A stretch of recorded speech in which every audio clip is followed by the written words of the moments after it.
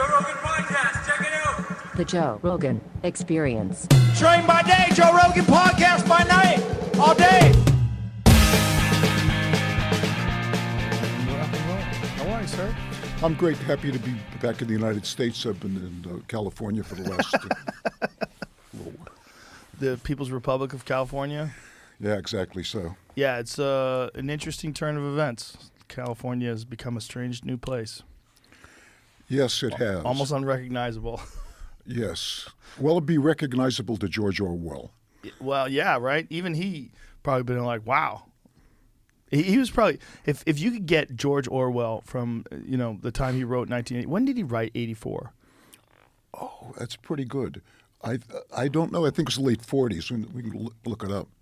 And then to see that, in 2022, he was in the neighborhood.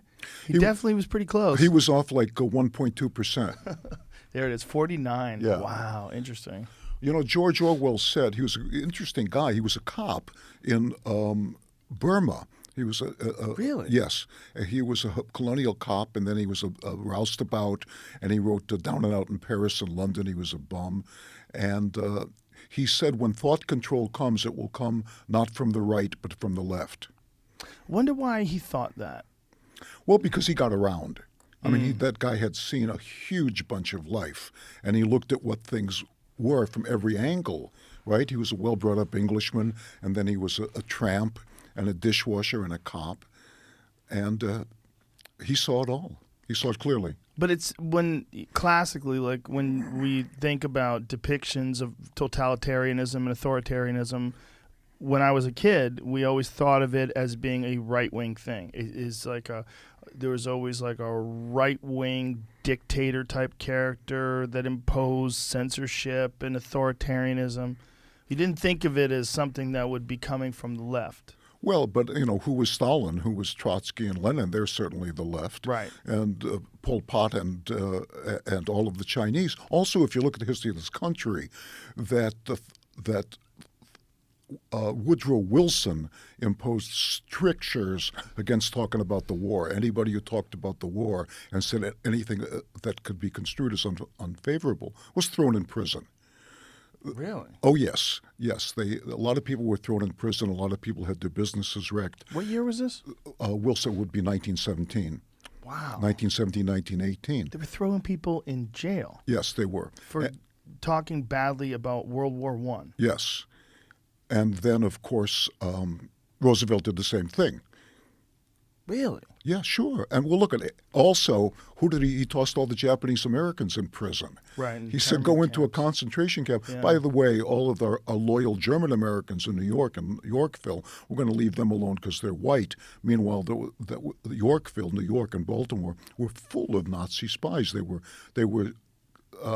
You could see the shipping being torpedoed from the beach at Coney Island because they were giving away all that information. So the left has always believed the idea of fascism means a bundle. Everything's together. Everything's for the state. Nothing against the state. Nothing outside of the state, as Mussolini said. And with the exception of those particular fascists, the Nazis, it's always been the left because they don't believe in the individual. So you think that that's the root cause of it, not believing in the individual, believing in the collective, that automatically lends itself to erasing individual rights? Yes. I mean, it also goes back to the Enlightenment, to the idea that God doesn't exist, and the idea that the human being is the measure of all things. Well, if the human being is the measure of all things, what does that mean? Our reason. And our reason is completely flawed. All of us do things every day which are unreasonable, sinful, wrong, and absurd. Right? And the reasonable person says, wait a second, why did I do that? What do I have to refer to in my confusion and my self-loathing? Well, the Bible was a pretty good bet, for the Hebrew Bible for 6,000 years, right? The Christian Bible for 2,000 is a pretty good bet. Say, wait a second, let's talk about human nature. You really aren't that smart. You really aren't in charge of the world. You really aren't. Although you think you are, you think that because you're human. But God's in charge of the world, and there's a certain way things are. And if you'd like to get out of your wretched self-consciousness and self-delusion, you better get your ass into church. But don't you think that, when atheists talk about religion and they criticize organized religion and criticize the Bible, they talk about things that are in the Bible that seem preposterous, right? They talk about people rising from the dead and walking on water, particularly the Old Testament, right? Like, to use that as a guidebook for life, you have to kind of ignore some of the stuff that doesn't make sense.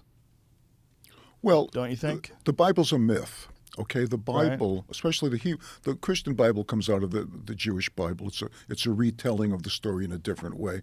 But the Jewish Bible is a myth, and the myth is the myth of creation and the myth of human experience. So what it does is, chapter by chapter, story by story, it challenges us with disturbing and bizarre images, and it says, why don't you try to understand this? See if you can understand this. What does it really mean to escape from Egypt? Does it mean escaping from your inner Pharaoh? What does it really mean to part the Red Sea? So these stories are told. Any myth is a dramatic retelling of an underlying reality that can't be expressed rationally. Right? So the atheists say everything can be expressed rationally. For example, you know that the earth is burning up. You can tell that because sometimes things get warmer and sometimes things get colder. You can also tell that when things get colder, that's obviously because the earth is burning up, because the sun is melting the glaciers and the glaciers are raising the temperature. You can also tell, of course, that to be fair to everyone, children change sex. You know that, don't you? And you can tell that men can compete as women and women compete as men. This is all human confusion because we trust our senses and we trust our mind, and the mind it doesn't work real good. We're very cunning, but we aren't very smart, human beings. And that's the message of the Bible. And so if you look at Moses, the Egyptians tried to kill him all of his life. The Egyptians tried to kill him. He didn't have any trouble with the Egyptians because God was on his side. He had trouble with the Jews because the Jews were always saying, who the hell do you think you are? So the Old Testament is the story of atheists, really, saying, who the hell do you think you are?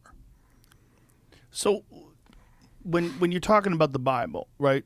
And the lessons in the Bible, isn't part of the problem is that people translated it from ancient Hebrew to Latin to Greek and all these other languages, and then eventually to English. Like, a lot's lost along the way, right? And a lot is open to interpretation. Like, a lot of what we're talking about in these myths and stories that people take as factual occurrences, they probably were there's some sort of a lesson in the myth, some sort of allegory. There's things about these stories that probably have hints of truth. But isn't it hard to kind of decipher it all if you can't speak the mother language? That's a very good question. So I want to first let me ask you. Okay, I'm going to tell you a story. Okay. Okay. These two octopuses walk into a laundromat. Okay. See, that's what a myth is. I said two octopuses walk into a laundromat, and you didn't say, wait a second, octopuses can't walk and they wouldn't be in a laundromat. Well, I thought about it, but I'm being polite. So what you said is, yeah, tell me more. Okay. I'm hoping it's a good joke. Okay, well, I'll get to that. But it's the same thing with the Bible is really two octopuses walk into a laundromat. So I'm going to tell you a story. I want you to suspend your disbelief because there's something in this story you might get a kick out of. Mm-hmm. There might be some wisdom in it. There might, yes and might no. But if you listen as you would to a story, which the Bible is, it's a myth, rather than to a factual retelling, you might get a kick out of it. Now, as far as a translation goes, I can read the Bible in Hebrew. I started learning when I was 40. It's easy language. And there are a lot of mistranslations. But the main point is not the mistranslations, because there are some pretty good English translations too. But the main point is saying that doesn't make sense. That doesn't make sense. So what do you think the Bible is? Do you think the Bible is a bunch of very wise people got together and they formed these stories to sort of illustrate the folly of mankind and how one needs to have like a moral compass and guiding principles that are set in stone, and that you have these rules to live your life in a moral and just way, and that'll make for a better society? Like, what do you think the Bible actually is? Well, a friend of mine, a rabbi, was a Reform rabbi, was applying to get into an Orthodox yeshiva, an Orthodox college, and he's a Reform rabbi. So the guy says, you have very good credentials and you're very well learned. Do you think the Bible is literally the work of God? The rabbi says no. So the guy says, well, is it possible? The rabbi says yes. The guy says, okay, you're in. Right?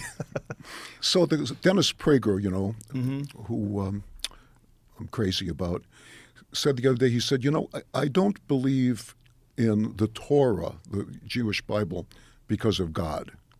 He said, I believe in God because of the Torah.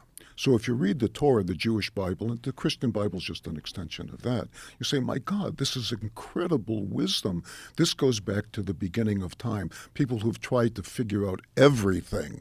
And Right. they didn't have the language that we have, but they had the language that they had. And this was thousands of years of experience progressed and compressed into a myth. So we know that this is true because liberals have always been in love with the myths, especially Jews, with the myths of other cultures, right? We say how beautiful it is that this culture has that myth, that the Haida Indians say the world was formed by a large beaver, and when the beaver slapped his tail like that, it made the oceans, and when the blah, blah, blah. It's a gorgeous myth. Mm-hmm. Nobody says of that myth, wait a second, you can't have a beaver that big, right? That's what I would say. Yeah, okay. I would step in and go, hey, man.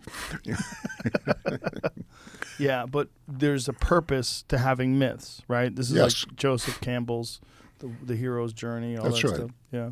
Of course there is, because we need myths, right? So when you destroy the old myths, you're always going to get a new myth because we need to mythologize our life. We need to have something to hold on to. I've been very curious about this lately because it seems like, as you were saying, like from the left, you're getting a lot of what seems like very cult-like behavior. And this very cult-like, this ignoring of basic truth to fit a narrative. And I think that in the absence of religion, it's almost like we're hardwired for some sort of guidelines that we all collectively agree to follow, whether it's agreed, whether it's Judaism or Mormonism or whatever it is, like a collective group of guidelines. It's almost like human beings are hardwired to follow some sort of a guideline. And if we don't have one, we create one. And even though we don't say it's a religion, we behave exactly if it's a religion. Like if you question it at all. There's no question about it. Yeah. That's what's going on right now, right? Sure. There's no question about it. So what the left is I hope nobody's listening when I say this because it's kind of it's extreme. No one's going to listen. It's a death cult. It's a cult about death. And that's why I want to talk about my outfit today. Okay. Tell me about your outfit. I'll get there in a second because I spent a couple of years of COVID thinking I just don't get it. I'm a child of the mid-century. My dads and my uncles, everybody I knew went through the war. My grandfather fought in World War I. I've made a living when I should have been in jail, right, or homeless because I don't have any talents except writing. And because I could do that, I made a living. I have a wonderful family because of America, right? And I'm a Jew and I'm not getting killed because I live in America. And I saw the country transform when I was a kid, and I used to go down south, and there were chain gangs, and there were lynchings, and there were separate. That's pretty gosh darn close. And those people who were being treated that way, their great-grandparents had been slaves. And now we see that racism is in effect gone. There's certain prejudices of whites against blacks. Well, duh. There's certain prejudices of blacks against whites. But it's gone. We see that gays who committed suicide or lived their life in terror or were blacklisted or are now normalized. These are wonderful things. Mm-hmm. This is a magnificent country that we live in. And to see it go to shit in front of my eyes, where half the country said, you know what, no, I'm not ready to die yet. I'm not going to submit to the death cult. I don't worship the sun. I don't think the sun is trying to kill us. Why do you think it's a death cult? Like, what are you saying? Because What about it is death cult? well, look at if you say, as I've heard, perhaps you have heard, people say, my kids don't want to have kids because we live in such a dreadful place. I joke around about that on stage. I'm like, yeah, why would you want to have kids today with all the books and medicine and shit? Yeah, really. It's so stupid. The reason why people are here is because people had sex before they even had a language. Yeah, and people will say, well, wait a second. The seas are rising. The seas are rising. Although the seas are rising, I'm going to buy a house in Martha's Vineyard. Right. And although we're poisoning the atmosphere with carbon dioxide and inert gas, I'm going to fly in my private plane that burns 3,000 blah, blah, blah. And you know what? Also, there's no such thing as men and women. I know people have overlooked this for a million years of human history, but now we know it's true. So we have to teach our children this, right? Well, I don't think they're saying there's no such thing as men and women. They're saying it's flexible, and you could be whatever you want. Well, yeah, except anybody who's ever been in the backseat of a Chevy knows it's not flexible. Right? You can behave in any way that you want, right? But there are men and there are women who say, no, that's not a fact. That's not a fact. And you mustn't mention it. Have you ever read any of Douglas Murray? No. Douglas Murray, who's a brilliant guy, British intellectual, he said something that I've never forgot. I keep harping on it, that at the end of every civilization, when a civilization starts to crumble, they become obsessed with gender. They become obsessed with swapping gender, acting out in different genders, like gender nonconformity. And he doesn't have an answer why, but it seems like when things, for whatever it is, whatever cause of society collapsing, there's something where they become obsessed with definitions, and particularly gender definitions. Well, yes, they become obsessed with definition. They also become obsessed with sex, because it offers experience, right? The problem is if you become sex, when I was a kid, we used to joke about, say, you know what? I bet you if we got an old guy, he could rent a post office box, we could get Playboy, right? Now, those Playboys, they look like the shipping news, right? But the problem is you can just chase pornography so far. Right? You say, we'll show this, we'll show that, we'll do this, we'll do that. Everything's permitted. And then people get bored. So what's happening in the younger generation in their 20s, they're bored with sex. They don't want to have sex. They want to stay in their rooms with porn. They don't want to get married. They don't want to have kids. And, really? Yes. And Alan Bloom talked about this, the great Alan Bloom. In 1988, he wrote a book called, I think it's called The Death of the American Mind. And he said that he saw at the University of Chicago that there was no eros, the longing for the other, that the kids weren't longing for the other. They also weren't longing for the other in wisdom. They weren't interested in wisdom. What year was this when you were saying 88. Really? The closing of the American mind. I was a kid in 88. We were definitely interested in sex. Well, me too, but maybe you're still going to... I don't know if that's accurate. I mean, that's a gross generalization that kids aren't... I think kids are very interested in sex. I think there's a whole host of problems with people getting interested in pornography. And one of them is that they wear themselves out, beaten off all day, then they don't have any energy for the opposite sex. And also there's the thing that it's just so accessible. Children are so impulsive. Young kids are so impulsive. You get a 20-year-old kid or an 18-year-old kid, you give him a phone, he's going to watch porn on it. They're not going to be able to help themselves, especially if they never saw it before, and now they have access to it anytime they want on their iPad. Like, oh. Well, so here's the thing about the problem with our society, the problem with our country, the problem with the West is prosperity, because it's what survives prosperity. Right? What billionaire's kid works for a living? Right. Very few. None of them, because none of them. Doesn't Donald Trump Jr. work for a living? Oh yeah, he does. Okay, I'll give him a pass. But he comes from an extraordinary family. You look at a person who's I know a lot of people give him shit, but when it comes to billionaires' kids, he's about as good off as I've ever seen one. Also, he's a wonderful speaker. He's a good thinker and a wonderful speaker. But what happens is this country is the wealthiest, the most prosperous, the safest until recently in human history. And the question is, what are you going to do when the middle class is gone? There's nobody the merchants are gone, the farmers are gone, the bootmakers are gone. The middle class and the industrialists, and the people the agriculturists thought about the world every moment of the day. If you owned a shoe store, right, and you were an independent contractor, you had to say, my God, what does this leather cost? What can I sell it for? What happens if I am late with my payment? Is this a good enough grade? Can I be nice to this person who's a son of a bitch? Can I get them to pay a little bit more? What does my rent cost? What happens if it rains tomorrow? These are the concerns of everybody in the middle class. But when the middle class is gone, you got people at the bottom of the food chain who are, gang raised on the streets because there's no alternative to them, or very little, and people who are gang raised in the elite schools. And they're both taught there's no reason to work, that strife is error. That's what they're taught. To have to strive for something is wrong. It should either be free or it should be easy, but to pay for your school is wrong.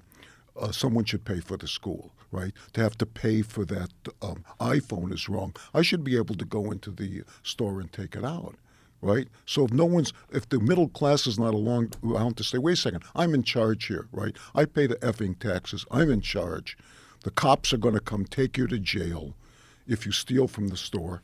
No, not anymore, right?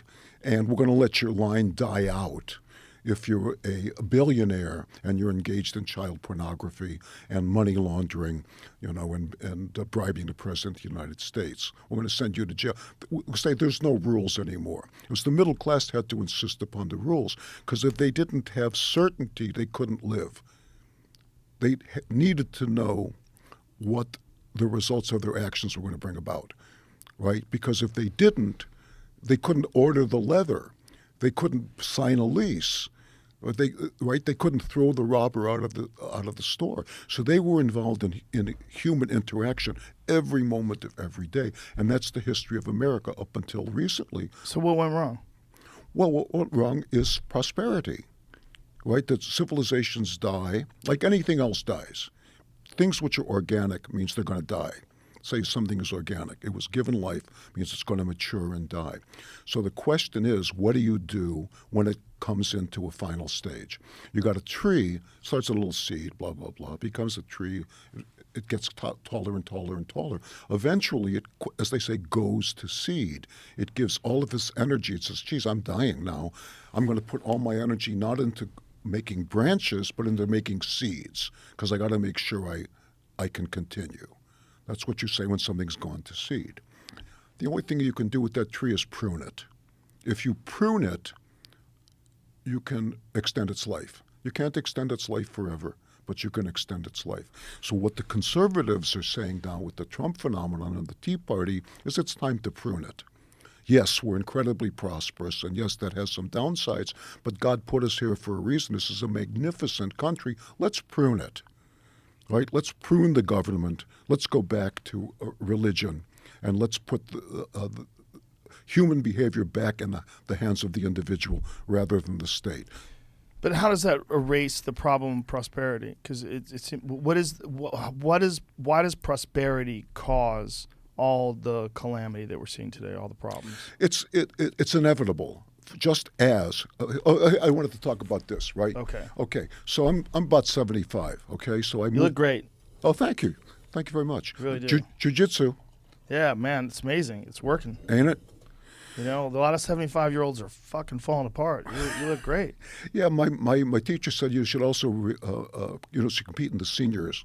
At age 50, compete in the seniors. Like, where's the honor in that? To whomp some 50-year-old? No. That's hilarious. You as a 75 are looking at 50-year-olds like they're old men. Yeah. And so I moved out. My wife says one day, my lovely wife, she says she wants to move from Boston to L.A. So I said, yes, dear. I said, oh, you got some more coffee? Yeah, sure. Thanks a lot. So I move out to L.A. So thank you. So I'm feeling okay. I'm whatever I was. I was like 55 years old, had a magnificent career as a playwright and a novelist and a movie maker and TV, blah, blah, blah. Wonderful time, da, da, da. I guess it's just time for me to learn how to play golf or something. Because I kept saying, I've been where I'm going. It's fine. It's a bunch of bullshit, right? So anyway, I just done a movie with Ed O'Neill, Ed. I love Ed. Me too. Married with children of, Modern Family. Known him forever. Black belt in jiu-jitsu. You bet. Yeah. And so there I am. I was doing a movie with Ed in New York, and he says, man, you got to come out to L.A. If you do, I'm going to introduce you to these guys, the Gracies. And he says, it's this guy, Jorge and Gracie. And Ed is a big guy. He's like 6'3", big guy. He had a walk-on and a cup of coffee with the Steelers. He's a tough son of a bitch. He says, these guys, I've never seen anything like it. Okay, so I move out to L.A. The first day I'm at a restaurant, and there's Ed O'Neill. I say, Ed, baby, how are you? He says, hey, Dave, welcome. A cup of coffee. I said, you got to tell me about these jiu-jitsu guys. He says, oh, yeah, they're next door. So he takes me next door, and it's Anato Magno Street Sports. And that's how I got into jiu-jitsu. Okay, so I'm in jiu-jitsu, blah, blah, blah. So as you know, it's a very close community because there's no nonsense, right? You are what you are. Yeah. And you can't fake it. And it's a very close, a wonderful community. So I did a favor for some guy. I can't remember what it was. One of the guys. A lot of guys did favors for me. And I admired his jacket as something. He says, oh, you like that jacket? Ta-da. This is the second one. He says it's this a company called Langlitz. It's in Portland, Oregon. They make the same things in a garage. Been there forever. That's this that guy that you gave me. Yeah. He says they're the best jackets in the world. He gives it to me, right? It's a flight jacket. So I think, irk. We're in a flight jacket, working a flight jacket. And so later I'm having lunch with somebody else, and he admires the jacket. I said, it's great. I said, but, I'm kind of a fashion maven. I've been wearing jeans and T-shirt all my life. But, I kind of I had a clothing company, and I do a lot of designs for movies. So I said, I feel kind of queasy about it because it's a flight jacket, but I don't know how to fly a plane. So he says, come on, walks me across the street to the Santa Monica airport, introduces me to a guy, and 20 minutes later I'm flying a plane with this guy. 20 minutes later? Yeah, because and I became a pilot. So that's the way, that's a tradition in aviation. Someone says, hi, here I am in a flight school. I kind of think I want to fly a plane. You expect them to say, well, a plane, but they don't. They say, come on, and they stick you in the airplane. They just want to grab you while you're curious. Yeah, no, because that's exactly go. so. But that's all. That's the answer. Right. The answer is going to be in the air. So what I realized I'm getting dressed is, I thought I was dead. I was 55 years old, a magnificent wife, lovely couple of bucks, blah, blah, blah. I discovered these two things that changed my life. So you were kind of ready to wind it down, and instead you found these two fascinating new interests. Yeah. So that's what I think about prosperity, right? That there are fascinating new interests. We don't have to be dead. We can find fascinating new interests, fascinating new people like Barry Weiss, right, is starting a university here in Austin. Yeah. And I'm playing along with her. There are wonderful things that we can do rather than saying, you know what, I guess we as a country, we're going to sit down and we're going to play golf till we die. Why do you think, though, I'm curious myself. I'm asking you this because I'm trying to figure it out myself as well. Like, what is it about prosperity?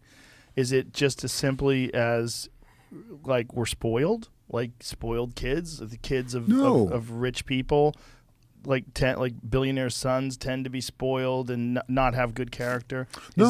What about prosperity is ruining this country? It's not that it's ruining the country; it's that the country is organic.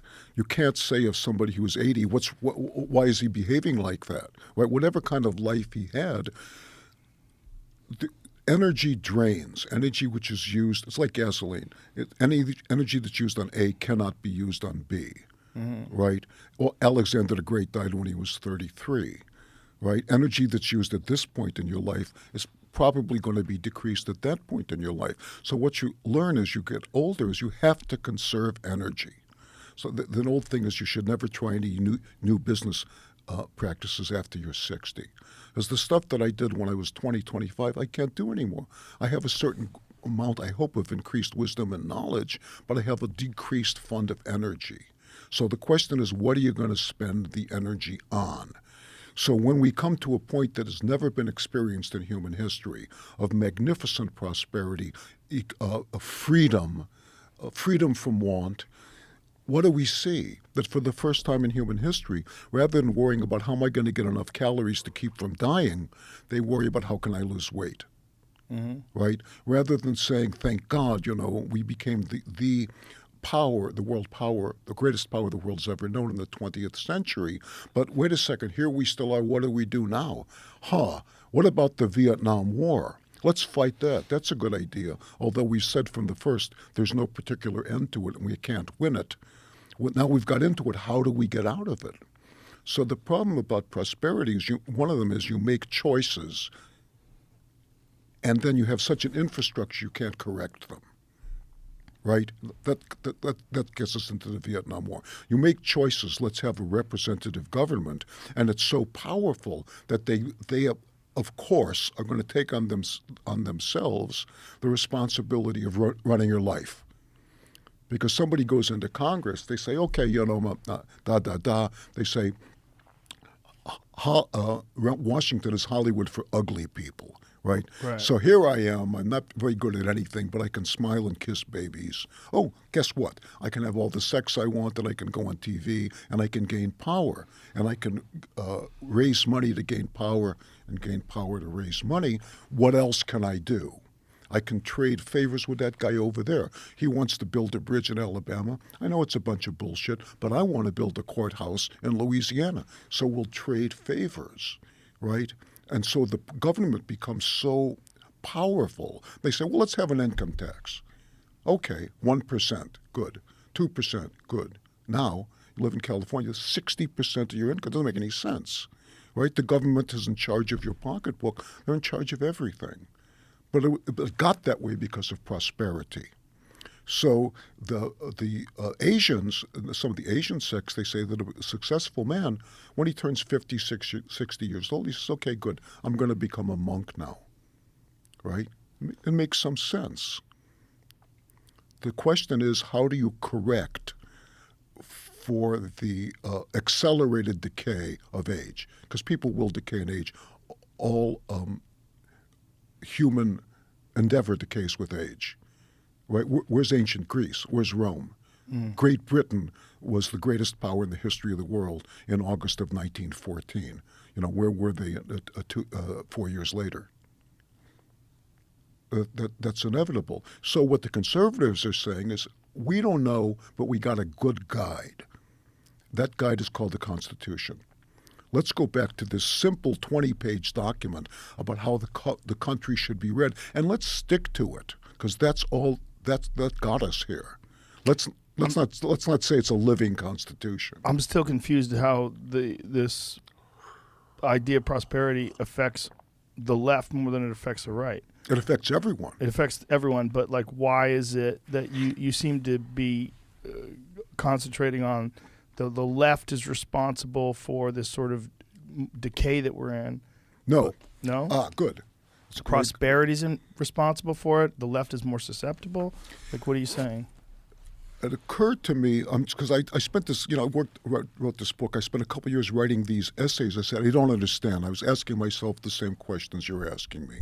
How did we get here? Why? And I look at all these people in office, we call them politicians, and most of them are thugs and whores and thieves and fools and blah, blah, blah. He said that, not me. Well, I said that. Well, it's true. There are some exceptions, but I thought, well, wait a second. Who would have thought that those were going to be the politicians? Well, everybody who wrote the Constitution thought that. Right. Everybody who ever read the Bible thought that, because that's what happens when people have power. So I thought, but wait a second. These people, these people in high office, is it possible that they had the power to warp a civilization so that we dealt with prosperity through fear? Because that's what we see around us all the time. It's called anger, the anger of the left. It's not anger; it's really fear. Is it why would these people are idiots? right? I'm not going to mention any names, but you people can fill in your own. They're idiots who say that we have to get out of Afghanistan and leave everything there, or we have to give Iran the nuclear bomb, or that we have to stop digging for oil, though we're going to import oil, et cetera, et cetera, et cetera. They're fools. What happened was not that they caused the decay of the civilization. What happened was that the civilization went through a transition, and they came out of the woodwork. They came out of the woodwork. How so? Well, look at this. Anybody ever meet any good teachers? Maybe a couple, right? Mm-hmm. But we remember lovingly that one good teacher that we might have met, mm-hmm. but we remember with shame and hatred the teacher who abused us, who humiliated us, who dissed us, who called us stupid. We remember those all our lives. Sure. We always have that dream. Every human, American anyway, has that dream about, I forgot to do my homework. What shall I do? I have to kill myself, right? Teachers down through history, at least through Western history, they're kind of a lower middle class. They don't have very high skills, and Milton Friedman said if you took the same skills that a teacher has in a public school into the workplace, he might make 55% of what he makes. And they're treated as if were treated as if they were good and powerful and hardworking. Well, maybe a few are, but they aren't any better or worse than you and me.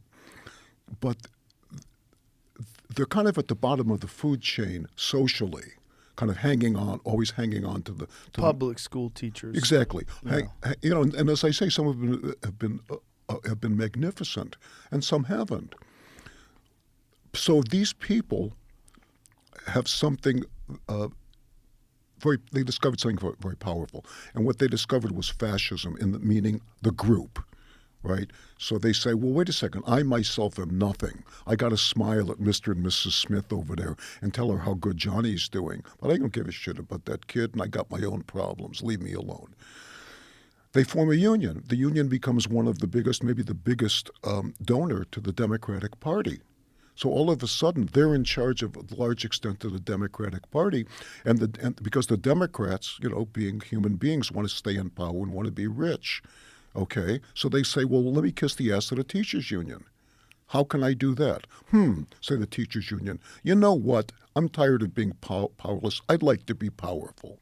I'm going to say that white people are no good, and that's what we're going to teach. And I'm going to call it critical race theory. Happened to my son. He went to school. Yeah, that's a good idea. This person at B says, you know what? I got a great idea. Kids love talking about sex. I'm going to say that there's no such thing as man or women, and I'm going to start teaching kindergartners there.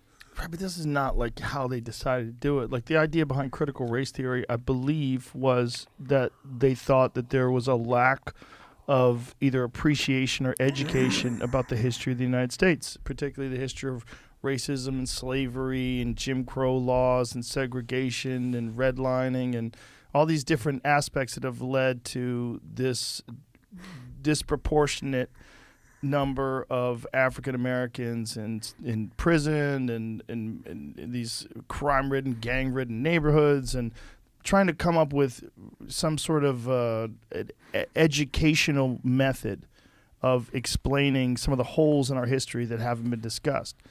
The problem that rational people have about it is that with any concept, sometimes it starts with good intentions, and then along the way, you have bad actors who get involved and they use it for their own gain. And they use a movement of real concern, a thing that has like a genuine origin in fact and history, and then they start using it. The worst term I've heard is you're a race hustler. And there's a lot of people that elevate their careers by taking these ideas of critical race theory, and then they get hired by universities or hired by corporations to give speeches, and they wind up making exorbitant amounts of money. And they keep making more and more inflammatory statements, and the more outrageous these statements get, and they put them on Twitter, and they write blogs and articles and op-eds, and these outrageous statements get a lot of heat behind them, and then they get more and more calls for these speaking gigs, and they wind up making a lot of money, and they make the discourse extremely toxic. So instead of having conversations about the history of it, then it starts being all people are racist. And all people have biases, and black people can't be racist because they don't have power, and racism is only a thing that white people can, which is ridiculous, right? Well, yes, but that this is power. Is where it comes from. Right, of course, but this is where it comes from. It comes from people taking an idea that has some merit, and you take it to a point where they're either exaggerating or changing that idea to suit their own purposes as a speaker and as a person who reflects these ideas. Yeah, I got no problem with that. They're a bunch of thugs. But, there's thugs on both sides of the aisle, and we'd all like to make money. My point is that it doesn't have a place in the schools.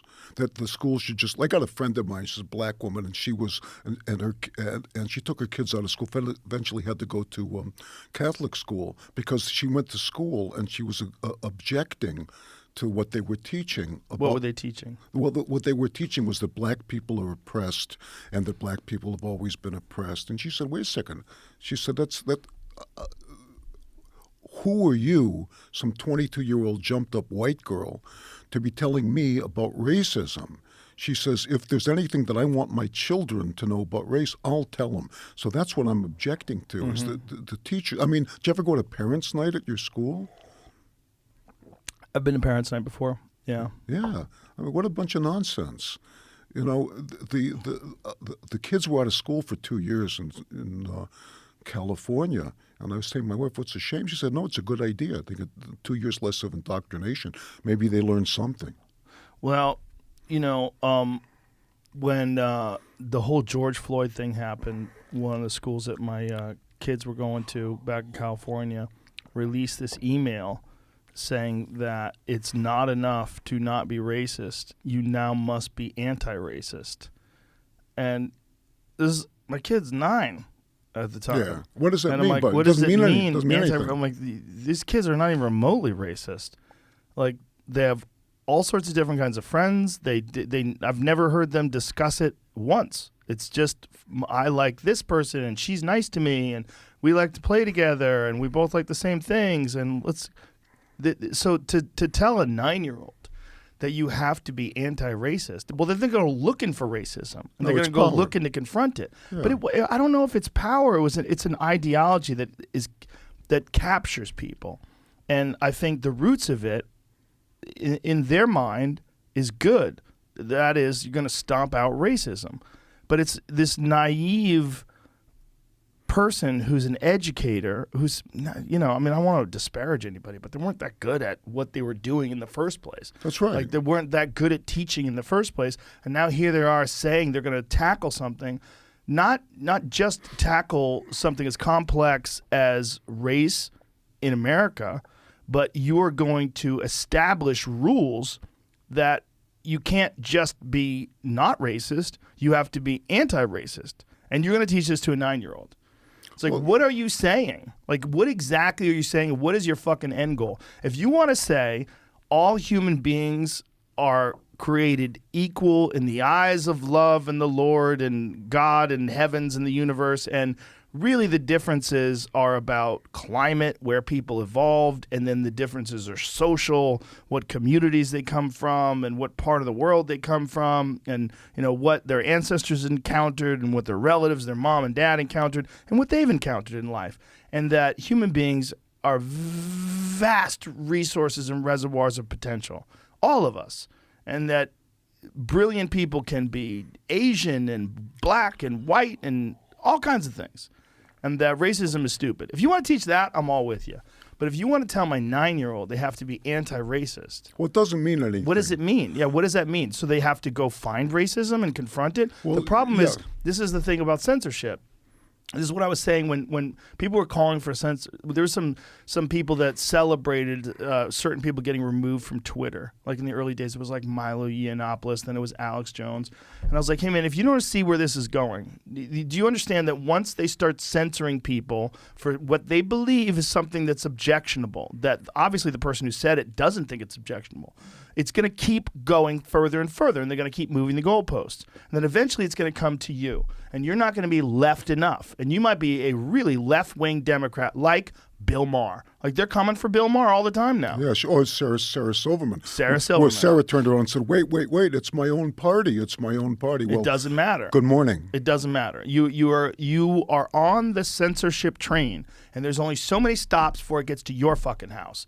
And that's how I feel about all this stuff. If you want to say that human beings should be able to express themselves, and we need to do it with in a way that doesn't harass people or dox people, or threaten people, but we have to be able to express ourselves because it's the only way we sort out what's right and what's wrong. I'm with you. But as soon as you start saying, I want to only hear thoughts that I agree with, well, that's not discourse. That's propaganda. You want only your side. That's right. To be represented, which is crazy, and that's what's happening on social media. That's what's happening in Twitter. That's what's happening in all these things, and that's the same with everything. That's the same with whether it's anti-racism. That's the same with corporate greed and anti-capitalism. That's the same with when people start like going after stuff. Like when people start deciding that this thing that we've always accepted for so long is no longer acceptable, and now we have to attack it, and we have to attack it by the parameters that I believe are just and right. You go, oh, Jesus Christ. Well, it's terrorism, because terrorism, the way terrorism works is not, if you do A, I'm going to punish you. The way terrorism works is figure out what you want to do, and I'll figure out if I want to punish you, right? You might say, wait a second, I thought that was permitted. So now you're not going to fucking say anything. That's what we're looking at now. There's a suit in Texas, maybe you're aware of it, that Texas passed a law that said the social media carriers cannot can't censor conservative voices. Can't censor for content. Yeah, but I don't think that works. I mean, of course I don't it think they don't really have any teeth to that. Well, I mean, they would maybe if Twitter was centrally located in Texas. But I thought it was Florida, by the way. Is that? No, it's Texas. I'll tell you why I know. That the social media guys got together and formed a consortium of liars and sued the state of Texas to overturn the law. Doesn't Ron DeSantis institute some sort of a similar?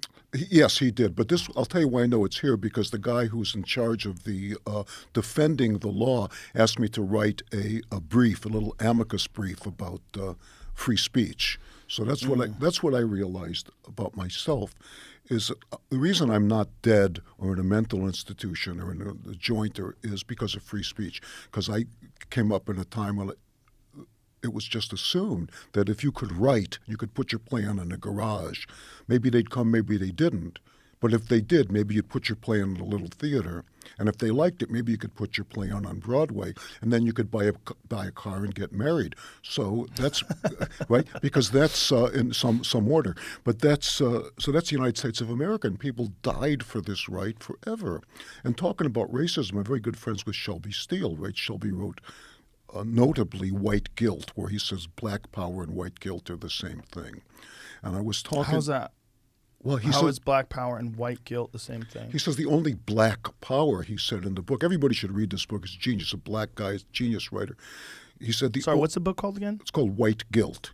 Okay, he that's said, the name of the book? Yeah, that black power comes from white people, it's from race hustlers, people saying you should be guilty, you should be guilty. And so I was talking to, let me finish for 1 second. Sure. I was talking to Shelby about racism. I say, what about racism, Shelby? He says, find it. I said, what do you mean? He says, point to it. I say, He says, exactly. Well, it certainly exists, right? Where? How about police enforcement? You know, how many more black people are pulled over for and harassed for whatever crime or, you know, whatever traffic violations versus white people. The way they describe their experience seems very different than the way a lot of white people describe their experience. Well, that may be true, but on the other hand, what the population has, and Officer, what's his name, who does the what's his name? He's a great guy. He does. I've forgotten his name. He's a black guy, a cop who does this wonderful podcast, and he says, Is it a podcaster? Yeah. Officer, police officer? Yeah, and he said, listen, he said, you ever been pulled over by the cops when you were right and they were wrong? Yes, I have been. It's no fun, right? I get it. Yeah. But what he said is, your correct answer is, of course, yes sir, no sir, yes sir, and then sue their ass back to the beginning of time. Well, fortunately, in my case, the cop came around because he had a video camera.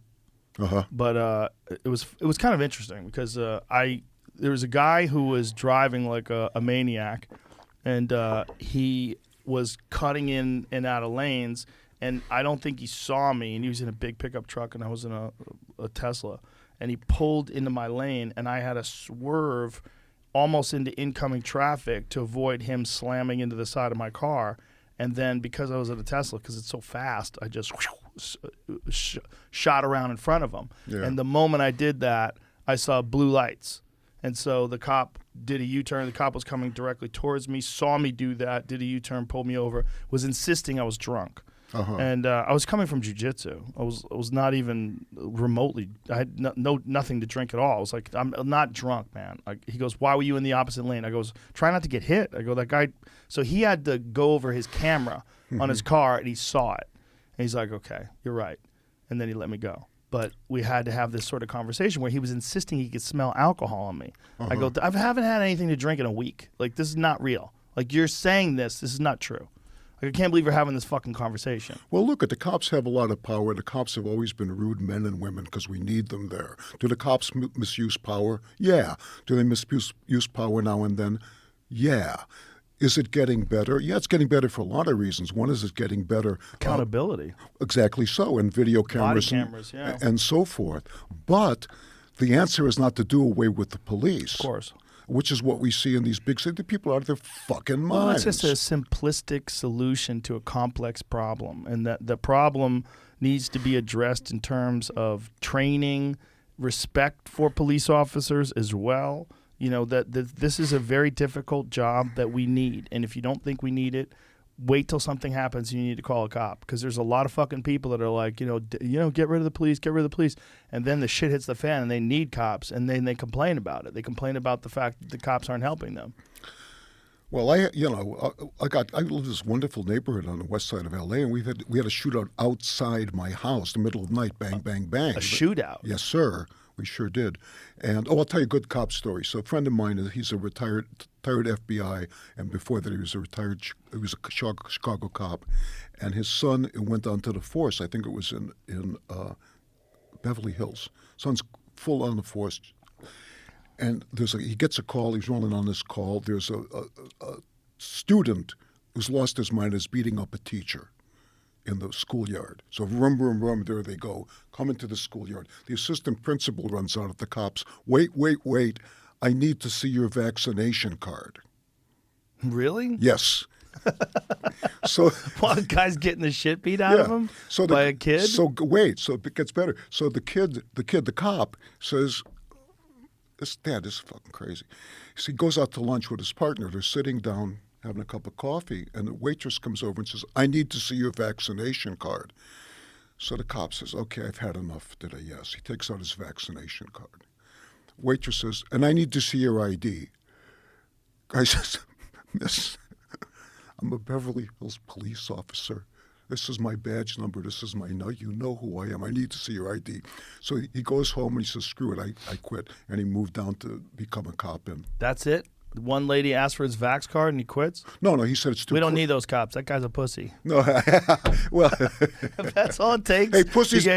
Imagine you're involved in shootouts, violence, all the crazy shit you see in car accidents, but some lady, while you're getting a cup of coffee, asks for your vax card. Too much. Pussy's got to live too, right? Yeah, sure. Just shouldn't be a cop. Oh, so wait a second. So here's another story from my Not that I'm on that lady's side at all, but it's not even her fault. It's like the mandates. Yeah, you're right. So you are right. So She's anyway, trying to keep her job. So I got a friend who's a retired pilot, and his son is a operative airline pilot. He flies for one of the big carriers. And the son wrote an article for Aviation Magazine. He says he's going through security to get on his plane to the crew only. And they say, beep, beep, beep, beep, beep, beep. Excuse me, sir, I'm going to have to look at your bag. They open his bag. They say, what's this? He says, it's a nail clipper. They say, I'm sorry, sir, you can't take it on the plane. He says, well, okay, why? She says, because you might use it to take control of the aircraft. A nail clipper? He's the pilot. He's the fucking pilot. And they say you might. He said, ma'am, it's my job to take control of the aircraft. That's real? This is a real conversation? Look it up. It's in, I think, Flying Magazine. Then he says, wait a second. He says, ma'am, I'm armed. I have a pistol right here. I have a federal permit. I have a blah, blah, blah, blah on the plane. I'm carrying a gun on the plane, and you want to take my nail clipper? I'm sorry. She says, what can I do? So, okay, it's modern life. That's a real story? Yes. They kept the nail clipper, and he kept his gun. Yeah. And everything's fine. Yeah. Pretty cute, huh? It's adorable. I mean, that's what happens when you have to blindly follow rules, right? Yeah. So back to this Yeah. prosperity thing. So what about prosperity is fucking us up? Well, let me ask you a question. Okay. When you were a kid, right, you're walking down the street, if you saw a nickel, would you pick it up? Yes. Would you do it now?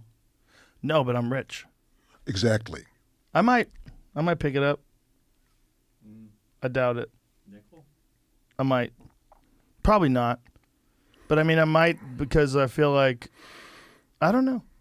Well, see, If it was $1, I'd pick up $1. Yeah, I would too. But, it's not worth anything anymore. So you could $1? you could use it for waste paper. Yeah. You could send a letter. You could, For yeah, less except than the $1. post office ain't delivering them anymore. They're not? What do they do with them? I don't know, but They deliver it mail. Well, they don't deliver my mail because I'll tell you why. It's because I write with the fountain pen, right? So I always wrote with the fountain pen. Do you really? Yes. Like a feather? No, Like one that's of them not deals? quite a feather, but I've done that too. So I have this wonderful stationery I bought years ago. I love writing stationery, and the post office for a year has been kicking it back, saying to address the unknown address, and I print it out. It's the machines can't read handwriting anymore, Really? at least in my post office. I get mail all the time from people where they write it on the letter. Oh, okay. Well, maybe it's just my post office. You got a fucked up post office. That might be a California thing. It might Really? be Or Santa Monica. are you saying that California's fucked up? It's fucked up. Yeah. That's why I moved. Okay, so look, talk about Prosperity, prosperity. Okay, so you make a couple of bucks, right? right? You say, wife, honey, you don't have to clean up anymore, and I'm not going to. So let's get a housekeeper. So you get Right. a housekeeper. You get richer, right? You say, oh, I'm going to need 2 housekeepers, right? Okay. Okay, we have some kids. Oops, got richer. Nanny for the kids. Boom. Oops, you know what? Love having the nanny. Weekend nanny. Oop, now we need a household manager because we got so rich we need a household manager and we need a gardener. Oops, now we need a security team. Sounds like you got business going on. Dude, so we're doing very well. So now, now we need a financial manager.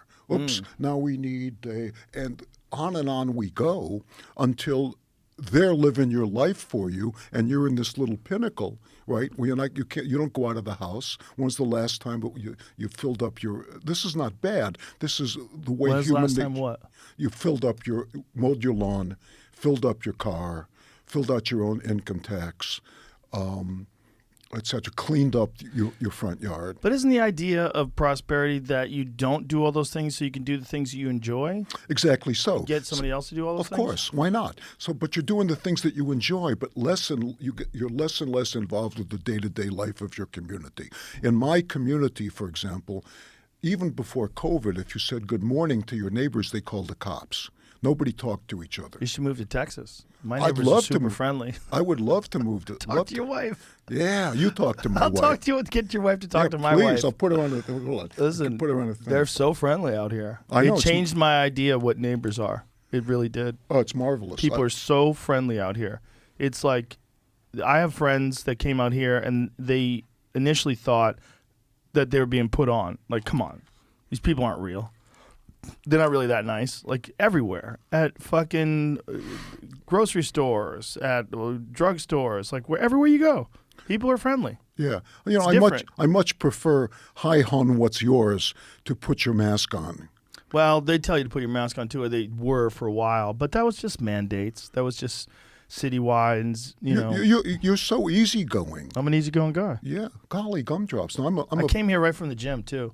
Oh, God. I'm relaxed. That'll do it. Well, I'm a hothead, which I'd be the second to tell you. My wife would be the first. Oh, I'm the only guy who ever got barred from Williams-Sonoma. Did you really? Yeah, How do you get barred from that place? I'll tell you. It's filled with jam and nice kitchenware. I know, it's so wonderful. So I park at Williams-Sonoma, and I come in through the back door, the parking lot. And this woman says, "Excuse me, sir, did you not see that sign that says this is not an entrance, it's an exit? You came in through the wrong side." I said, "It's okay, I'm an illegal immigrant." She says, "I find that a very, very offensive comment. Would you please leave?"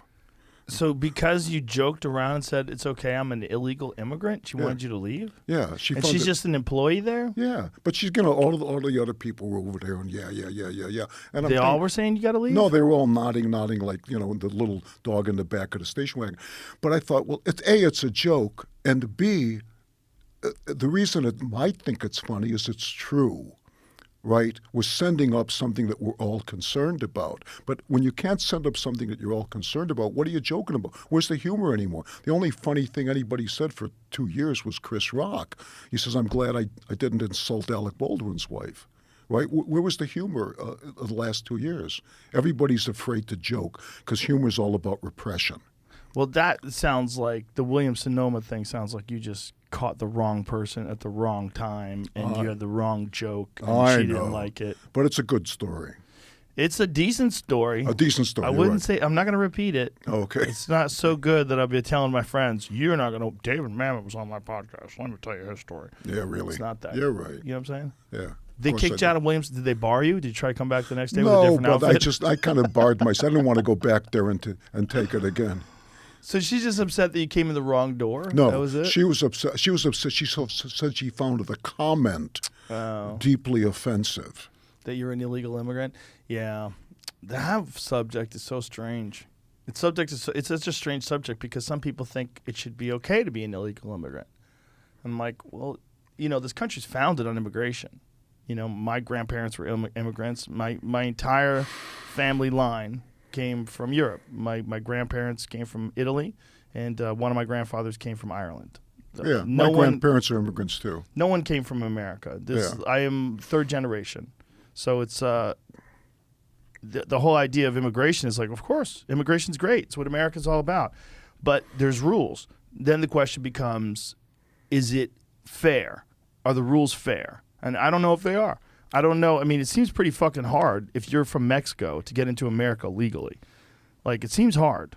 It seems difficult. Well, let me ask you a question. Fair to whom? Well, fair to the people that are trying to get in comparison to the people that are already here. Like, if you talk to my grandparents, they're dead now, but if you talk to them while they're alive and ask them how hard was it to get into America, all they had to do was show up. They showed up, they wrote their names down. A lot of times they changed their names, like a lot of Italian names that were too hard to pronounce. They changed them, and they were in. And then they founded this country. It's one of the things that made this country so fantastic, that you have a legitimate melting pot in the 20th century of all these people coming from all over the world trying to seek a better life, and risk takers, right? People that are willing to try out a new continent, get on a boat with their family. Yeah. And when my grandfather came over here, he was a young boy. And to be able to do that and to establish, the lineage that, he has left behind in this country, it's pretty fucking cool. It's the coolest country in that regard, is that we're all immigrants. Everybody here. There's no if you go to China, generally speaking, Chinese people look Chinese. They, that's just they're from China. You're dealing with thousands of years of genetics and the same people living in the same area, and a billion of them now. And America's everybody. America's people from Africa, from Ireland, Scotland, and Mexico. But it's fucking hard to get in now if you're a poor person from another country that wants a better life. You have to show that you have something that we don't have here. Like, if you have to show that you have some sort of a special skill. Not if you're coming through the southern border. Right. So but even how then, does that illegal. make sense then? It doesn't make sense. But what is that? What is what? What is that? That allowing people to come in through the southern border. Do you think that what's going on, and this is what the argument that I've heard, is two things are happening. One, like in New York City, the mayor, I believe Eric Adams said that he believes that illegal immigrants should be allowed to vote, which is fascinating. It's a fascinating thing to say because as soon as you say that, and then you're also letting people in, they know that the people that are allowing them to vote are people in the Democratic Party. So you're basically allowing people to come in, because those are the people that are interested in allowing people to come in illegally, right? Those are the ones that don't fight it. And then once they're in, you want them to be able to vote. So you're essentially saying, hey, we got you in, you know who to vote for, because we're the people that let you in. And you've got a built-in, like you've got it's a beautiful thing in their eyes, because you've got this built-in voter base now, and you're allowing them to come in. Right? Duh. So, anybody says that the border should be open, try coming in, flying from Heathrow to JFK and walking in. You can't do it. So the question is, why do the Democrats want the illegal immigrants? It's because they're harvesting votes. Why do they want everybody on welfare? Because they're buying votes. This doesn't mean that they're more evil than the rest of us, although they are. It means, I grew up in Mayor Daley's south side of Chicago. It was all about buying votes, keeping the people in their place. And if you want a job, turn out the vote, and if you want you want to stay on the police force, kick back 2 weeks of your pay, and shut the fuck up. Right, but you don't think Democrats want everybody to be on welfare, right? I think that the Democratic Party wants everybody to be on welfare. The Democratic Party has gotten so far away from it, not only from its liberal base, but from its liberal constituents. But what are you basing that on, though? That statement that they want everybody to be on welfare? Because the welfare people, the people on welfare, the people who vote for the Democratic Party. Because somebody said a long time ago, they said a democracy dies when the people realize they can vote for the government to give them money. So if the people can vote for the government to give them money, they're going to do so.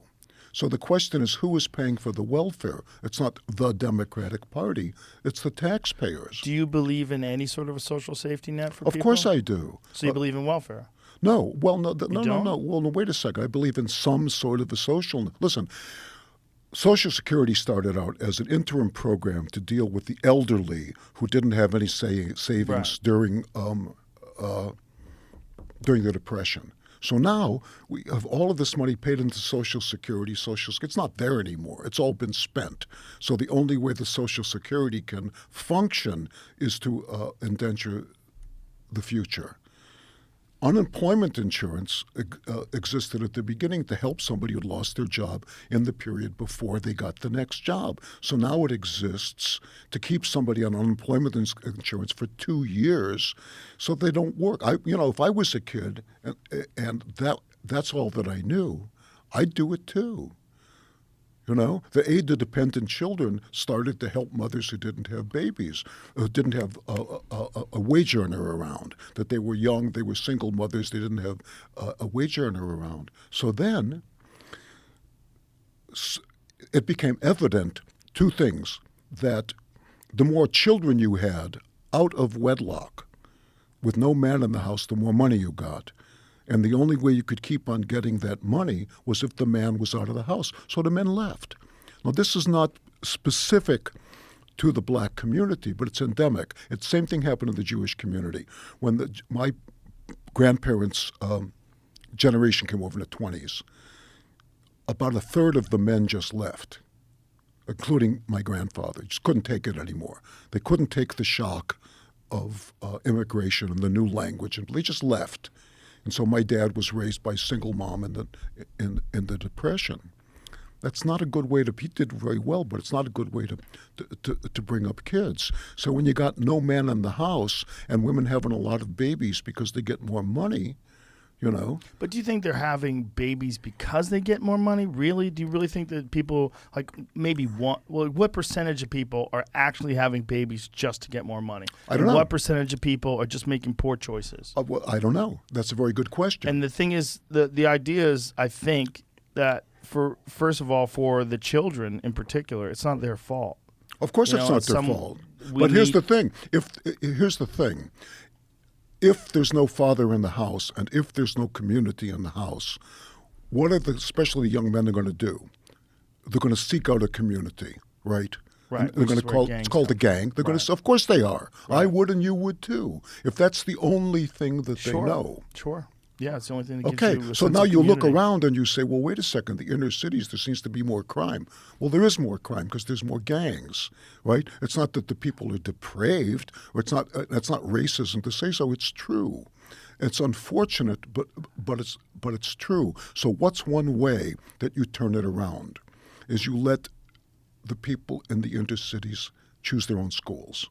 Because the teachers' union has always sent the worst teachers to the black neighborhoods, always. And they're still doing it, right? So if the school has the worst teachers in the world, and they're teaching the young kids, you've been put upon and you're a victim, you're perpetuating the death of the inner cities. When Trump comes along and says, let's stop that. Let's have school choice. Parents should be able to pick where their kids go to school, and let's incentivize people to put industry in the inner cities and give everybody a job. So the parents, the Democrats say, no, terrible idea. That's racist. How dare you say that? No. Parents shouldn't be able to pick where to put their children to school. Well, what if the parents make the wrong choice?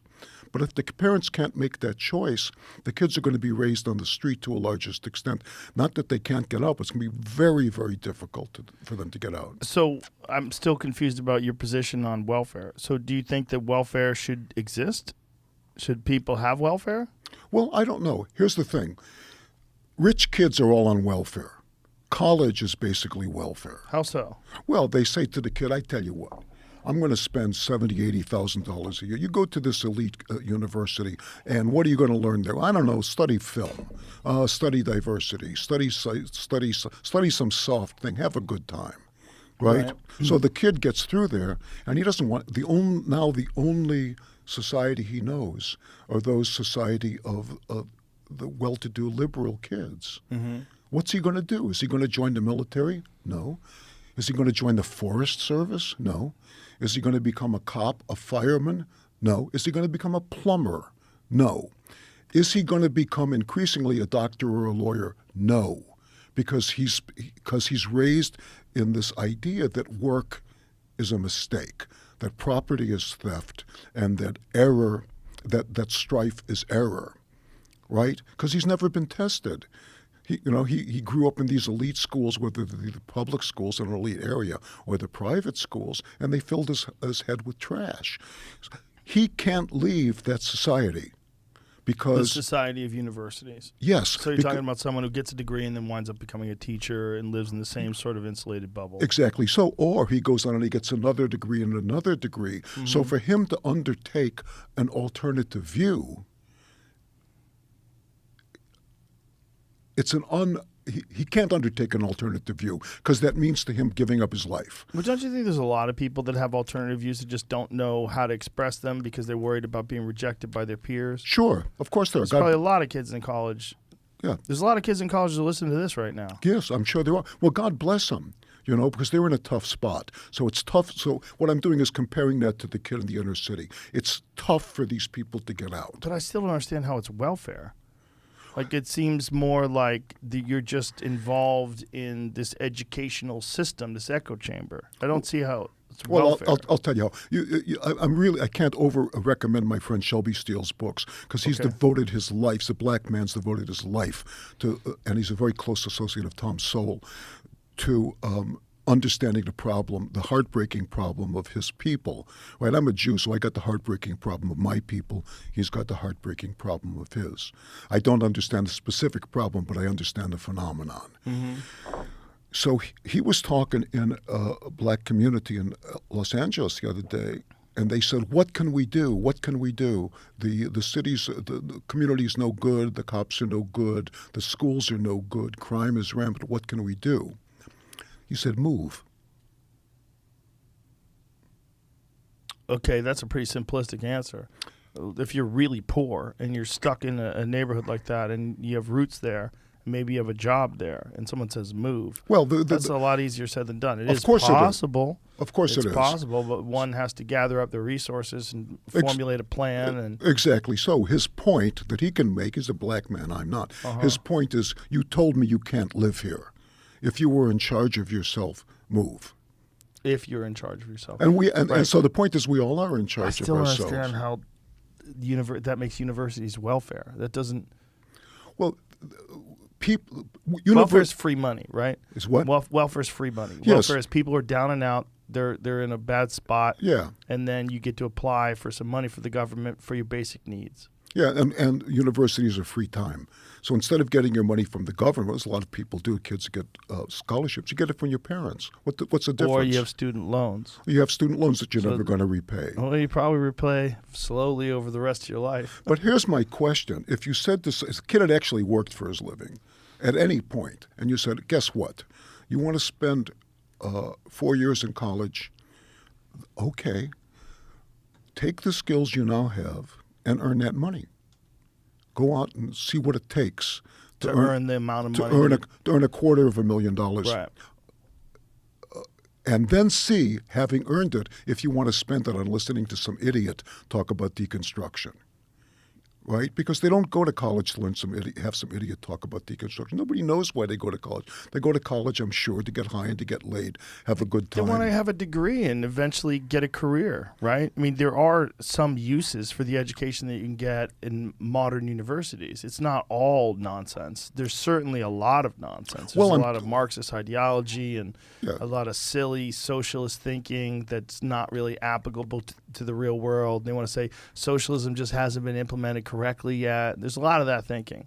Well, yeah, sure. But yeah, of course they do. I also real had courses. Yeah, maybe. Sure. I've worked in the universities all my life. Physics and biology. Of course, physics and biology, but physics and biology are also being ruined by the left, where the people are being taught in biology that it's an open question what a man or what a woman is. I mean, that's insane. I'll tell you Boom Boom Mancini's story. So Boom Boom Mancini, my good friend, champion of the world, one of the great boxers of all time. He comes out to, and I made a couple movies with him, he comes out to Los Angeles and he goes to creative artist agencies. And he says, I'd like you to represent me.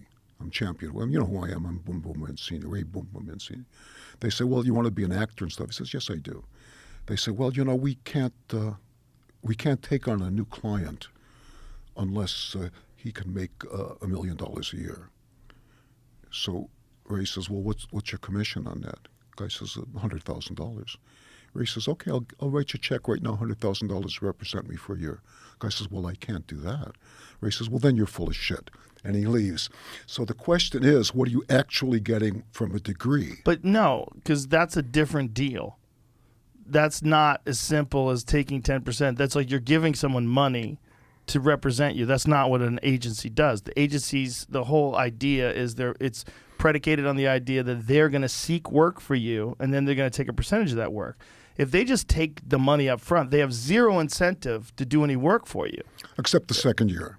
Yeah, but if that's real, but if they don't have any faith in you in the first place, you just gave them $100,000 for no reason. Well, it's like to them, that's their way of saying they're not that interested because there's no history of you being successful in this world. And that makes sense. If someone comes along and says, I'll give you $100,000, but that takes away the incentive. The whole idea of agents getting a percentage is they now have an incentive to go seek work for you because if they can get you $100,000, they're going to get 10 grand out of that. And that's the whole business model. If someone comes along and says, I'll give you all the money up front, they're like, for what? Now I don't have any incentive because I got your money. And I don't think you're going to get any work anyway because you have no history of working in this business. Well, that's a good story. But the other thing about agents is they don't do anything anyway. Some of them do. I have a great agent. Yeah. Yeah, she's awesome. Yeah. I love her. Yeah. Who's supporting whom? Which she gets me gigs. But I have a different business, right? I'm not an actor. If you have a cell phone, you can get any gig in the world. No. You could be the Pope next week if you want. I like the business model of agents and managers. I like it because it insulates me and allows me to stay normal. Like, I See, don't have to okay, think. but that's the problem with prosperity. That's not the problem. That's one of the aspects of prosperity. It's an aspect that can be managed like a lot of other aspects of prosperity. Of course. But I know guys, and you know guys too, where they say, well, I got an agent, blah, blah, blah. Now I got a manager, blah, blah, blah. Now I got a lawyer. A lawyer and a business, blah, blah, blah, and et cetera. And I'm giving them all, but I can afford it. I can afford it because blah, blah, blah. Now I got an assistant carrying type of my time. I don't even look at that shit anymore. How many times have we heard the guy say, how you doing? I say, oh, my business manager stole all my money. Right? That does happen sometimes. Of course it does, because that's the problem with prosperity. If you're not looking at it, and how can you look at it when it gets so broad? You don't even know who's working for you anymore. Yeah, you could have that, but you could keep it close enough that's manageable. I see what you're saying, but it's like these are generalizations. Well, and of course I buck them. Like, I don't have an assistant. I don't have an assistant for a reason. I tell all my friends, they go, oh, I think I'm going to get an assistant. I go, just do less stuff.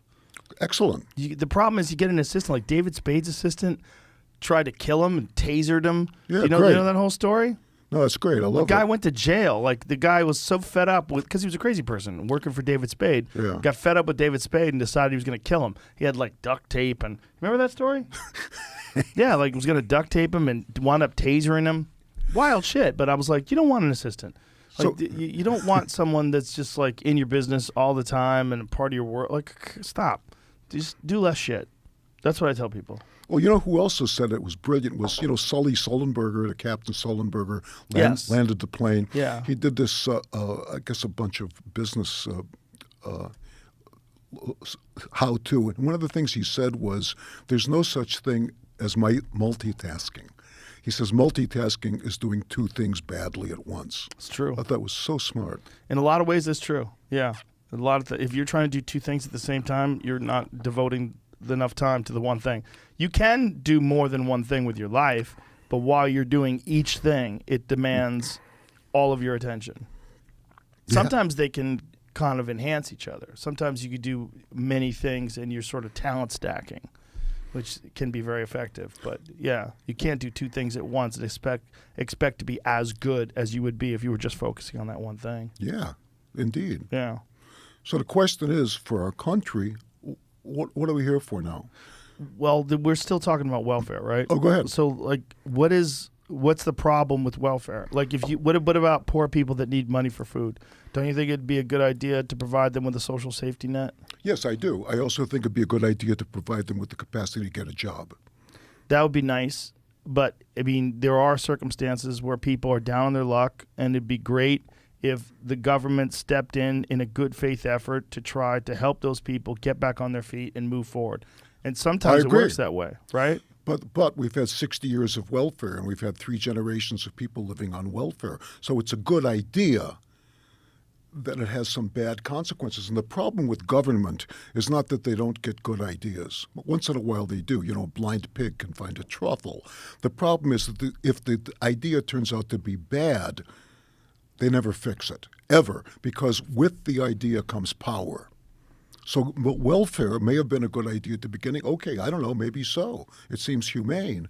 But if it doesn't work, if it leads to poverty, if it leads to violence, if it leads to broken homes, the government has gotten so much power from expanding welfare that they're going to keep expanding it. So you think the government has got so much power from expanding welfare because in expanding welfare, they put it out there that these people who want welfare and they want that money to keep going, and you've got to vote Democrat. If you vote Democrat, they're the ones who want to continue these programs. Is that what you're saying? That's part of it.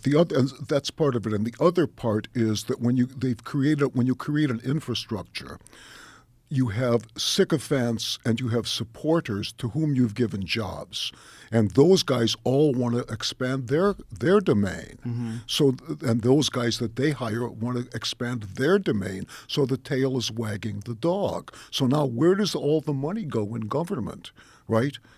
Where does all the money go in California taxes? Does it go into helping the people in the inner cities? No, they're in the same place they were in 60 years ago. It goes into trains to nowhere and diversity programs and trying to send what do you call it, social workers out with the cops. The problem about government as opposed to private philanthropy is that a very little portion of it actually reaches its recipients. And if it's not doing the job, no one's going to correct it. If you got a job, say, as in charge of distributing welfare to a certain neighborhood, and you say, well, wait a second, I feel for these people. I love these people. I live among these people.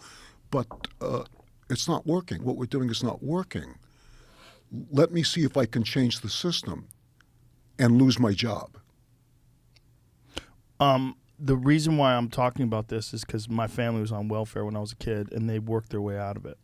When I was a young boy, when I was 7, from age, I think 7 to like maybe 11 or something like that, my family was on welfare. We were on food stamps. We were poor, and they worked out of that. They got to San Francisco when I was a young kid, and we didn't have any money. And my mom was working, and my stepdad was going to college, and it was a hard time. And through welfare, we were able to get by. And then they eventually did well, and they eventually became well off. And my stepdad formed a business, and it was super successful and did real well.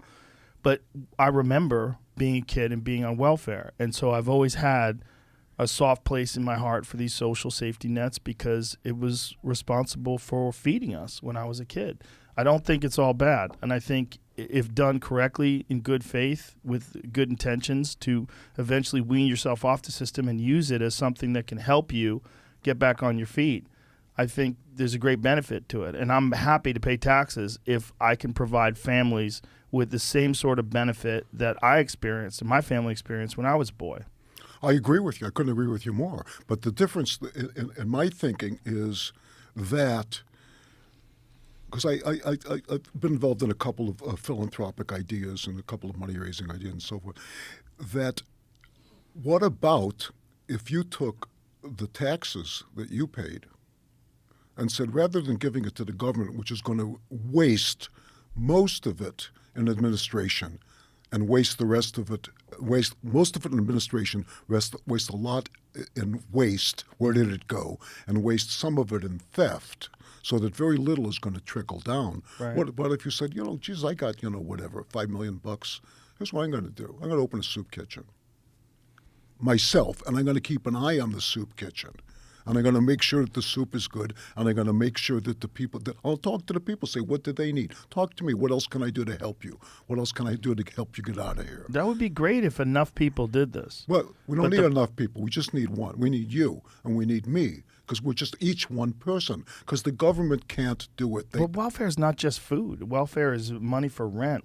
Welfare is money for, electricity and utilities. Good. Well, the Jewish tradition is everybody has to give tzedakah. Tzedakah, it almost means charity. It means like righteousness. Everyone does, including the poorest person has to give tzedakah. It might be like 0.1%. They have to give tzedakah. And somebody is in charge of the community of going around and seeing that it's spent correctly, right? The community with the church, the synagogue, the blah, blah, blah. The community gets too big, nobody's paying attention That's to the each problem, other. right? When you get to a place like an Sure. urban area, like New York City, something like that, with millions and millions and millions of people, it's so hard to think of that as a community. Well, it's not a community, Right. but there's a certain size beyond which it's impossible to go and have everybody know everybody's name. It's the size of like an infantry company, the size of a clan, the size of a movie set. Right. Everybody knows each other. Well, that used to be, in the absence of everything else, that used to be the neighborhood, right? But Yeah. the neighborhoods are gone now, Yeah. And so the question is, how do we reconstruct them? And I don't know. We're challenged. But that's what we got to do is, bring back some community. So that when I was a kid, I don't know if we knew any Republicans, but if we did, we would have talked to them, right? And in the up until very, very recently, the Republicans and the Democrats met at the church, they met at the Scouts, they met at blah, blah, blah. They met at work, and nobody said, oh, yeah, you're the other party. I hope you die. Yeah, that's a post-Trump statement, isn't it?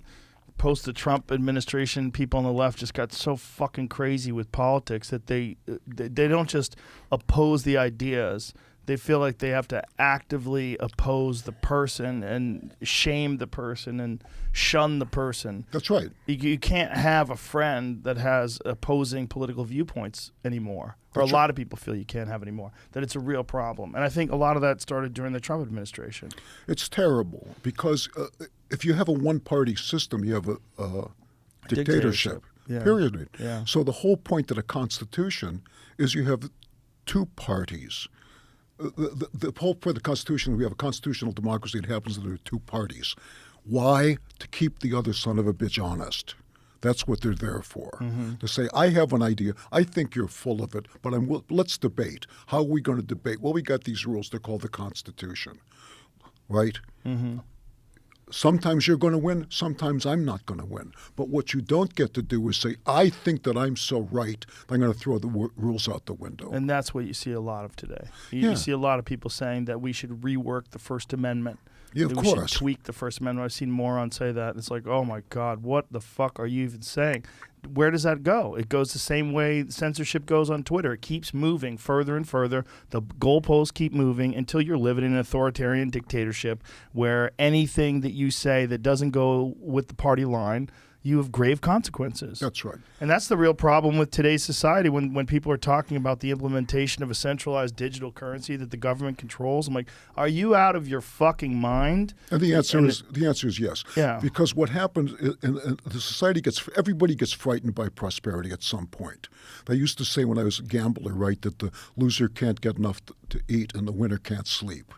All of a sudden, I mean, think about it. You go to the casino, and all of a sudden, doink, you just won $10 million.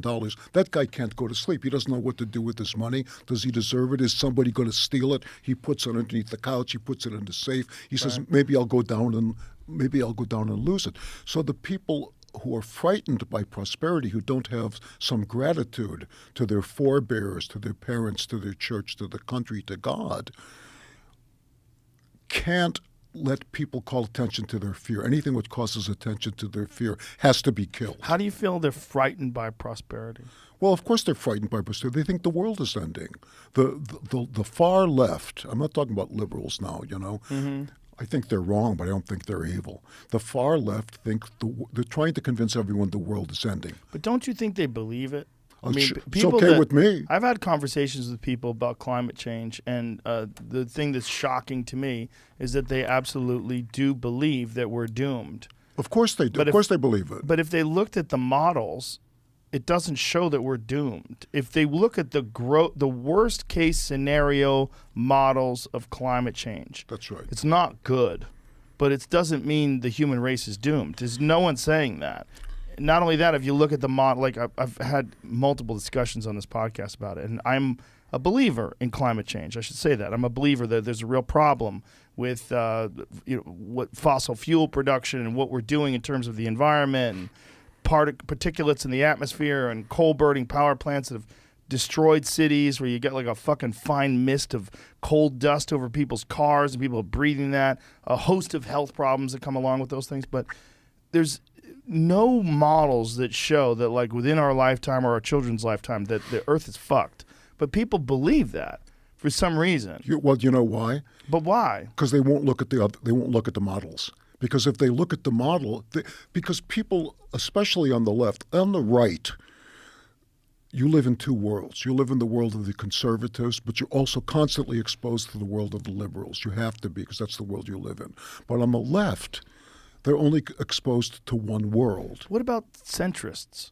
What about people that are just rational and they're trying to look at all the facts presented to them? God bless them. I'm crazy about Isn't those that people. better? I mean, isn't that like a better position to be in? Like, isn't there some Of course it is. some thoughts on both sides you can adopt, like me with my take on welfare and Of my course- take of on of a course lot there of is. social issues. Of course there is, and that's what the Constitution says. Sometimes you're going to win, sometimes I'm not going to win. What are the rules we aren't going to... But if you say sometimes you're going to win, sometimes I'm not going to win, that's the same thing. Sometimes you're going to win No, you're basically saying that I'm going to win both times. No, I beg your pardon. Sometimes you're going to win, sometimes I'm going to win. Okay, that makes more sense. Yes, indeed it does. So the whole point of the Constitution comes Right. down to a kid at a birthday party, right? Kid at a birthday, he's given a little cake, and his friend says, I want some of the cake. Right. So I say, okay, I'm going to cut the cake in two, but you get to pick the first piece. Both of those people are going to become honest, right? They aren't going to become honest because their parents told them to become honest. They're going to become honest because they're looking at a concrete example of why we need to share. I can cut the cake wherever I want, but you get to pick the first piece. That's the Constitution. It's pretty great. So sometimes you're going to win, sometimes I'm going to win, but what we don't want to do is throw the rules out. For example, if you got a bad call in a football game, right, the ref says, geez, I made a bad call. Well, that happens. What you don't want the ref to do is next time to say, well, I made a bad call against these guys. I'm going to have to make a bad call against that guy, the same thing. Right. Because it might be fair, but it's not a football game. Yeah. And then there are people that do believe that is a good thing to do, to balance things out. That's equity, right? Yeah, I can't quite understand what equity means. But anytime people try to balance things out between human beings, they end up with the pie. That's the redistribution of wealth. Like, how much of it goes to administrative costs?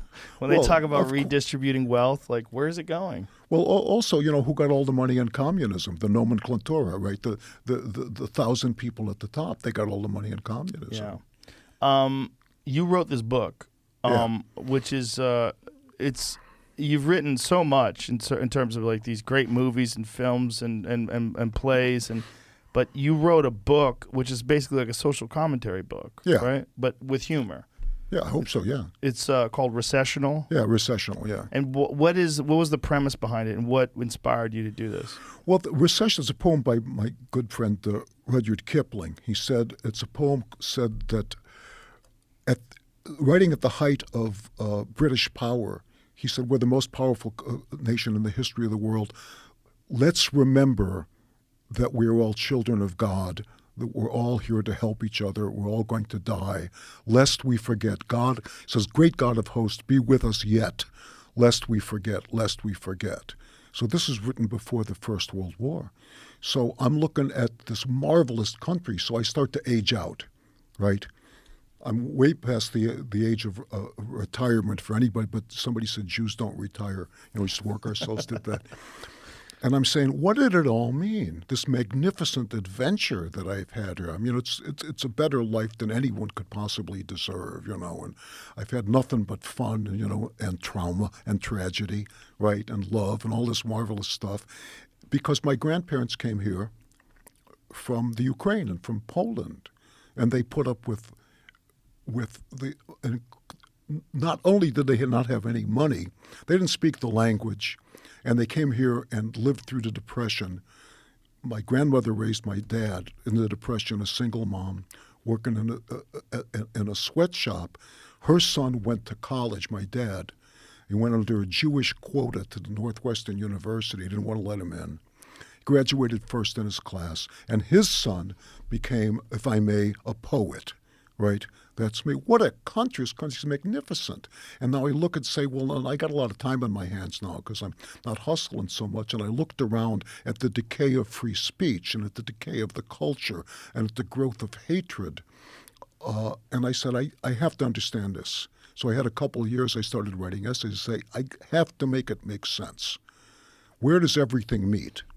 Where do all of the different lines meet so that I can make a diagnosis, just like a doctor? He says, okay, I got to look at, I got to figure this out. I got to make a diagnosis. What are the pupils doing? What's the word of respiration? What's the skin? How can I feel? Blah, blah, blah. What's the pulse rate? Blah, blah, blah. Okay, I think I know it's beginning to make sense what it has to be. So I said, what I'm looking at seems to be the death of the West. That we know it. Well, I said, okay, I get it. All civilizations die, right?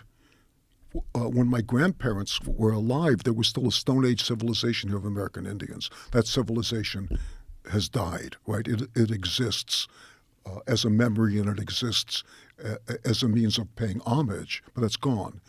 That my grandparents came from Eastern Europe, where everybody spoke Yiddish, and they lived in these little Städtlach, these little villages. They lived there for 1,000 years. That's gone. It doesn't exist anymore. It's all gone. Civilizations grow and civilizations die. What makes them die? Well, a lot of things, but one thing that makes them die is prosperity. Because just like the tree, It's not going to live forever. If it was born, it's going to die. This society started in 1776 by a bunch of guys sitting together in a room, and they say, wait a second, we need to figure this out. How can we all get along together? We don't need a king. It never existed on land and sea, and now it's 200 and X years later, and it's prosperous. So I said, as a dramatist, I got to know the form. Is this a comedy? Is it a tragedy? Is it a farce? Is it a melodrama? Is it a pageant? And so one of the other things I started doing is reading the Bible every day. And as I read the Bible every day, I said, I get it. I know what's going on. The Bible's all about it. This is what happens to civilizations. They are born from nothing, they mature, and they get into a lot of trouble. That's what the Tower of Babel is about, right?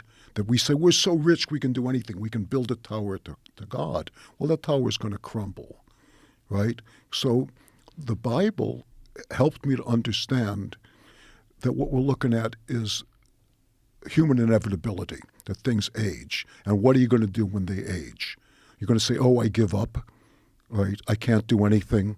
Say, no, that's not a very good idea. We can have a prosperous rebirth of sanity in this country and in maturity, because we're a mature country anymore. Well, you got a dog, right? Mm-hmm. You feed them a different thing when they're 12 than you do when they're a puppy. Right. They need different things when they're 12 when they're a puppy, right? It's the same with any organism. And eventually that dog's going to die, and it will be very, very sad. But that's life. So let's start from the beginning of this rant of yours, and let's concentrate first on censorship. Censorship is a key part of your book, and it's a key part of some of the problems that we're facing today. The right feels disproportionately censored because the tech people are almost universally left-wing.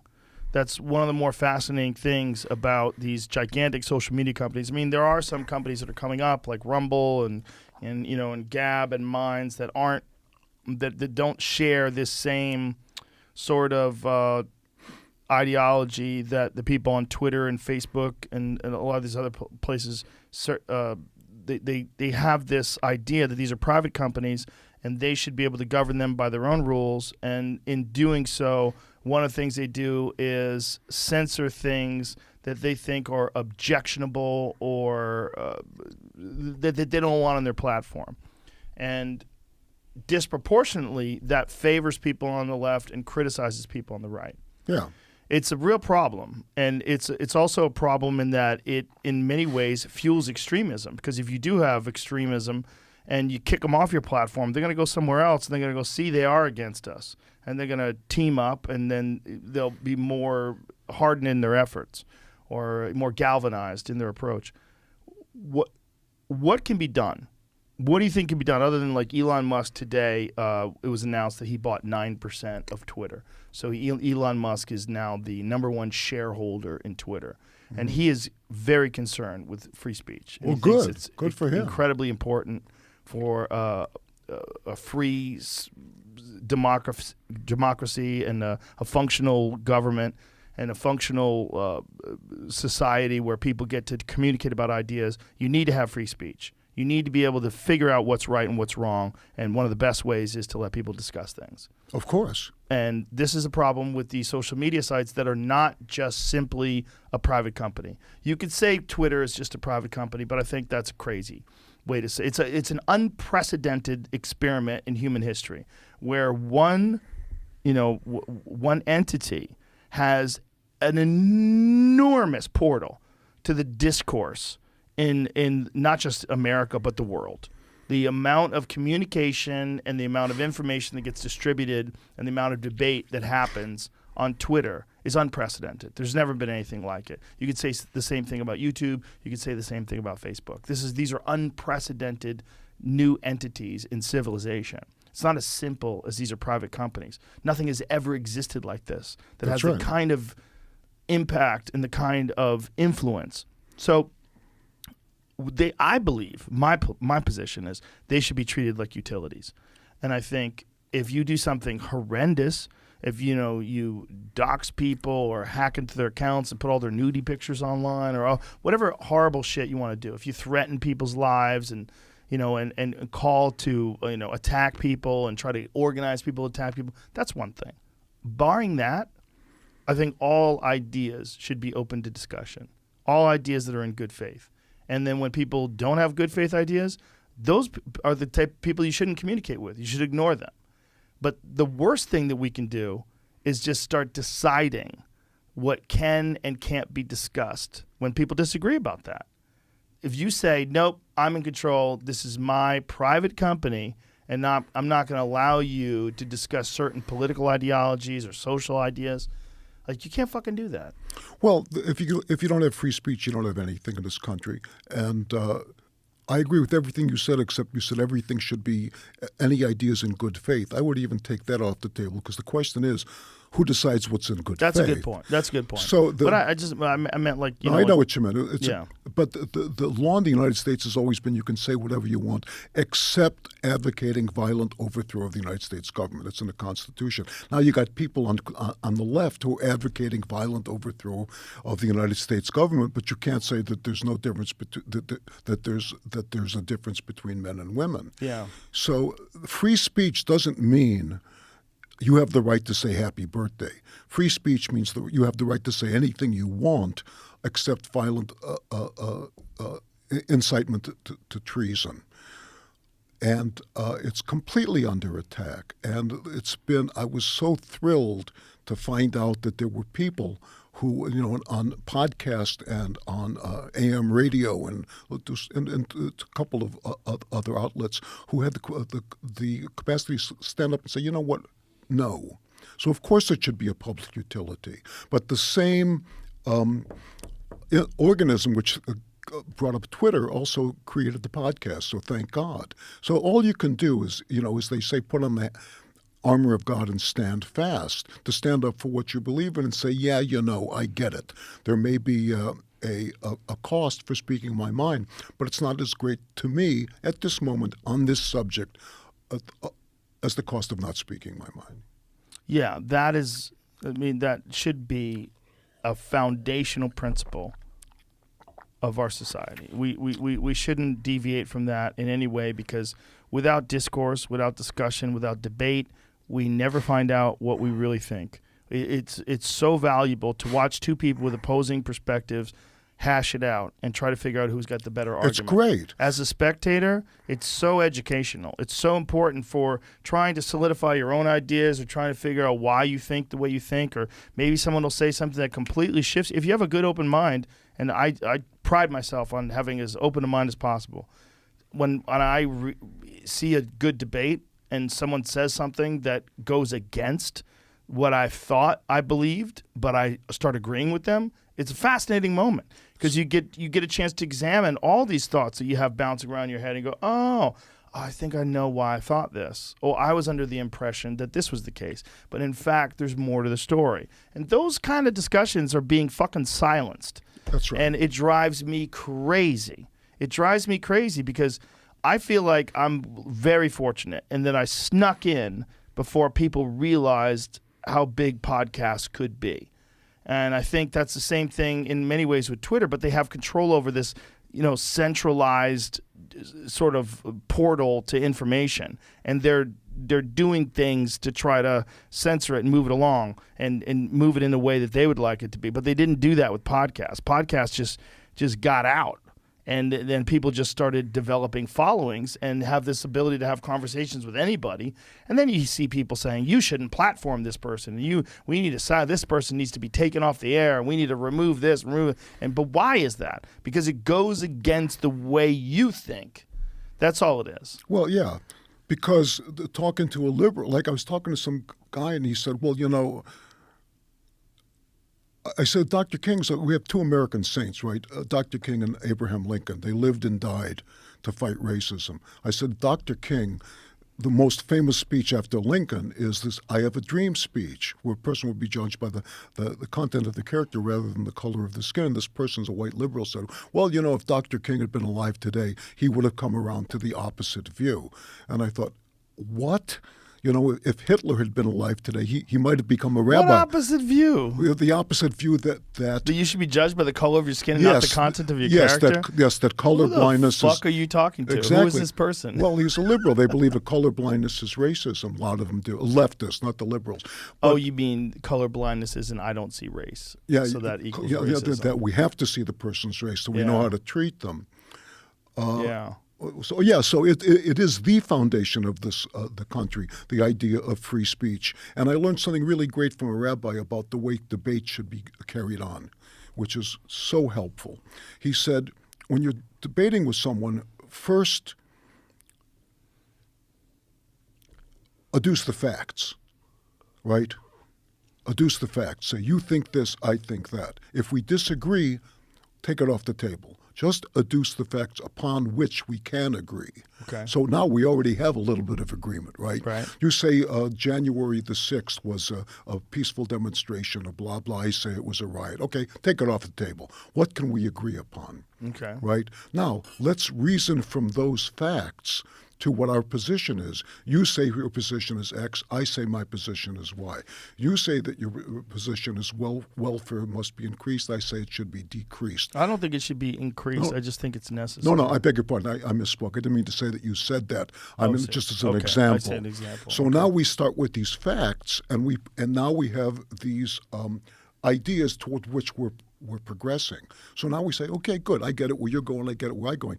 Let's take these facts upon which we did agree and see if that leads to your conclusion or it leads to my conclusion, right? Because we already started out with agreement. Right. Let's use the power of reason. And I was talking to some other liberal a couple of years ago. He said, obviously the Constitution's outmoded. It's 230 years old. It's outmoded. I said, oh, yeah, like what? Like the Ten Commandments are outmoded? He says, no, it just doesn't work anymore. I said, what should we replace it with? He said, well, I said, okay, I got a better question. What are the rules by which we should determine what we replace it with? Because that's the bigger question. Right. You say the Constitution is the law of the land. It's close to magnificent holy writ and how it deals with human nature. I see it's a terrible constrictive document, right? If we don't have any rules, where is this going to end up? Well, you remember the Civil War? I do remember the Civil War. Of course. Yeah. If there are no rules of debate, all that we're left with is thuggery. So do you think the people that are saying we should revamp the Constitution, they believe the Constitution offers protection for things that they feel are questionable and need to be eradicated from society? I don't know what the hell they think. I don't think they've read the Constitution. I mean, it'll take them about 10 minutes. You read the Constitution. Yeah. I don't know what there is to object about. Well, I think, again, during the Trump administration, I think there was a lot of people that felt like we have to stop this from ever happening again. To stop what? Stop a guy like him from ever getting to a position of power because the way he communicates is so aggressive and bombastic and so contrary to what we think of when we think of a statesman, when we think of a leader of the free world. We don't want that kind of person in power who insults people and says rude things and talks about himself in a very braggadocious manner and that this is negative and that he has this horde of followers that will just believe anything he says and start cheering for him at these rallies, and we don't like it. We people start comparing him to other dictators. Yeah, no, it's terrible. He was terrible. I think we're much better off under Joe Biden. Yeah, I like a president that doesn't know what's going on. Yeah. One of the thing about Joe Biden is people say, Joe Biden, Trump, I didn't like his tweets. Oh, that's a good idea. We're much better off with $10 a gallon gas. You didn't like his fucking tweets. That's a shame. Grow up. Were you always a conservative? No, I was a red diaper baby liberal. When did you become a conservative? I think, I grew up, my dad, they were all involved. My dad was a labor lawyer, and I knew my friends of mine, their parents were involved with Saul Alinsky, and and I grew up and Jesse Jackson was in my neighborhood and all that race baiting and blah blah blah blah blah. So I grew up in the turbulent '60s, and I grew up in the theater. So I didn't know a conservative, and so I grew up with people saying, "Oh, Barry Goldwater, you may remember." Barry Goldwater was a wonderful man. Loved Arizona. He was a committed outdoorsman. He didn't want to be a politician, but he was. And he said of the Vietnam War, this is a combat pilot, he understood war. He said, bomb them back to the Stone Age or get out tomorrow. Meaning, get out tomorrow. If you aren't prepared to fight a war, for God's sake, stop killing people and get out. They had 400 psychiatrists who wrote into the New York Times and signed a letter saying he is a psychotic. So that was Barry Goldwater. Where William Buckley, so he's a psychotic. He's the John Birch Society. Ronald Reagan, he's a jumped up actor. Blah blah blah. So then I wrote a book. I wrote a book about this. I do a lot of thinking about my wonderful poor people, the Jews, and I wrote a book called The Wicked Son, called Judaism, Self-Loathing, and Anti-Semitism. And I wrote this book, and I thought it was a fairly straightforward understanding of what was going on with the Jews. And another writer read a manuscript, and she said, "Oh my God, wait till you see what the left is going to do to you." And I said, "Well, like Sarah Silverman," I said, "What do you mean the left is going to do me? I am the left, right? I'm a congenital Democrat. I am the left. There's nothing objectionable in here." So then the thing started to fray. And then I wrote a political play, and the New York Times it was a comedy. It's pretty fucking funny. I wrote a political play, and the New York Times said, "Oops, guess what? He's now a conservative." Then I wrote an article for the Village Voice. What was the premise of the political play that they decided to label you a conservative? Well, it wasn't the play so much. Okay, the political play I did with Nathan Lane on Broadway is hysterically funny. It's about a president who's the worst president of all time, and he's getting voted out of office, and he's got like 2 weeks to earn enough money to jack up his campaign. No one's going to give him any money because they say his numbers are lower than Gandhi's cholesterol. So it's about to be Thanksgiving. And every Thanksgiving the president pardons 2 turkeys. Right? They put him on national television and they walk through Disneyland. It's a big thing. I pardoned the turkey. So the president gets this idea. He says, "I want the head of the National Association of Turkey Manufacturers in my office in an hour." So the turkey guy shows up and the president says, "I want $300 million. I'm going to pardon every fucking turkey in the United States of America." So it's all about him shaking down the turkey administration. It's hysterically funny. So I wrote a article for the Village Voice about political debate. And I said, we're in the midst of having some unfortunately heated political debates. Why can't we debate with political civility? It was called political civility. I said, for example, I used to refer to myself, I've always referred to myself as a brain-dead liberal. I said, this is not even being civil to myself. Wonderful, reasoned article. Village Voice comes out on Monday. The whole front page, Why I Am No Longer a Brain-Dead Liberal, by David Mamet.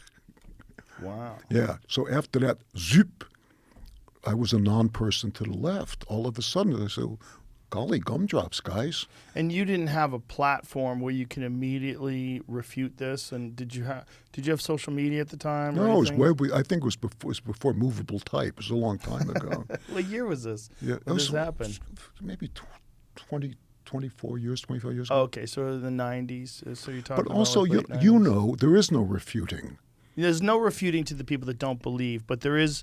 You can express yourself in a way that reasonable people can see your point and they get it.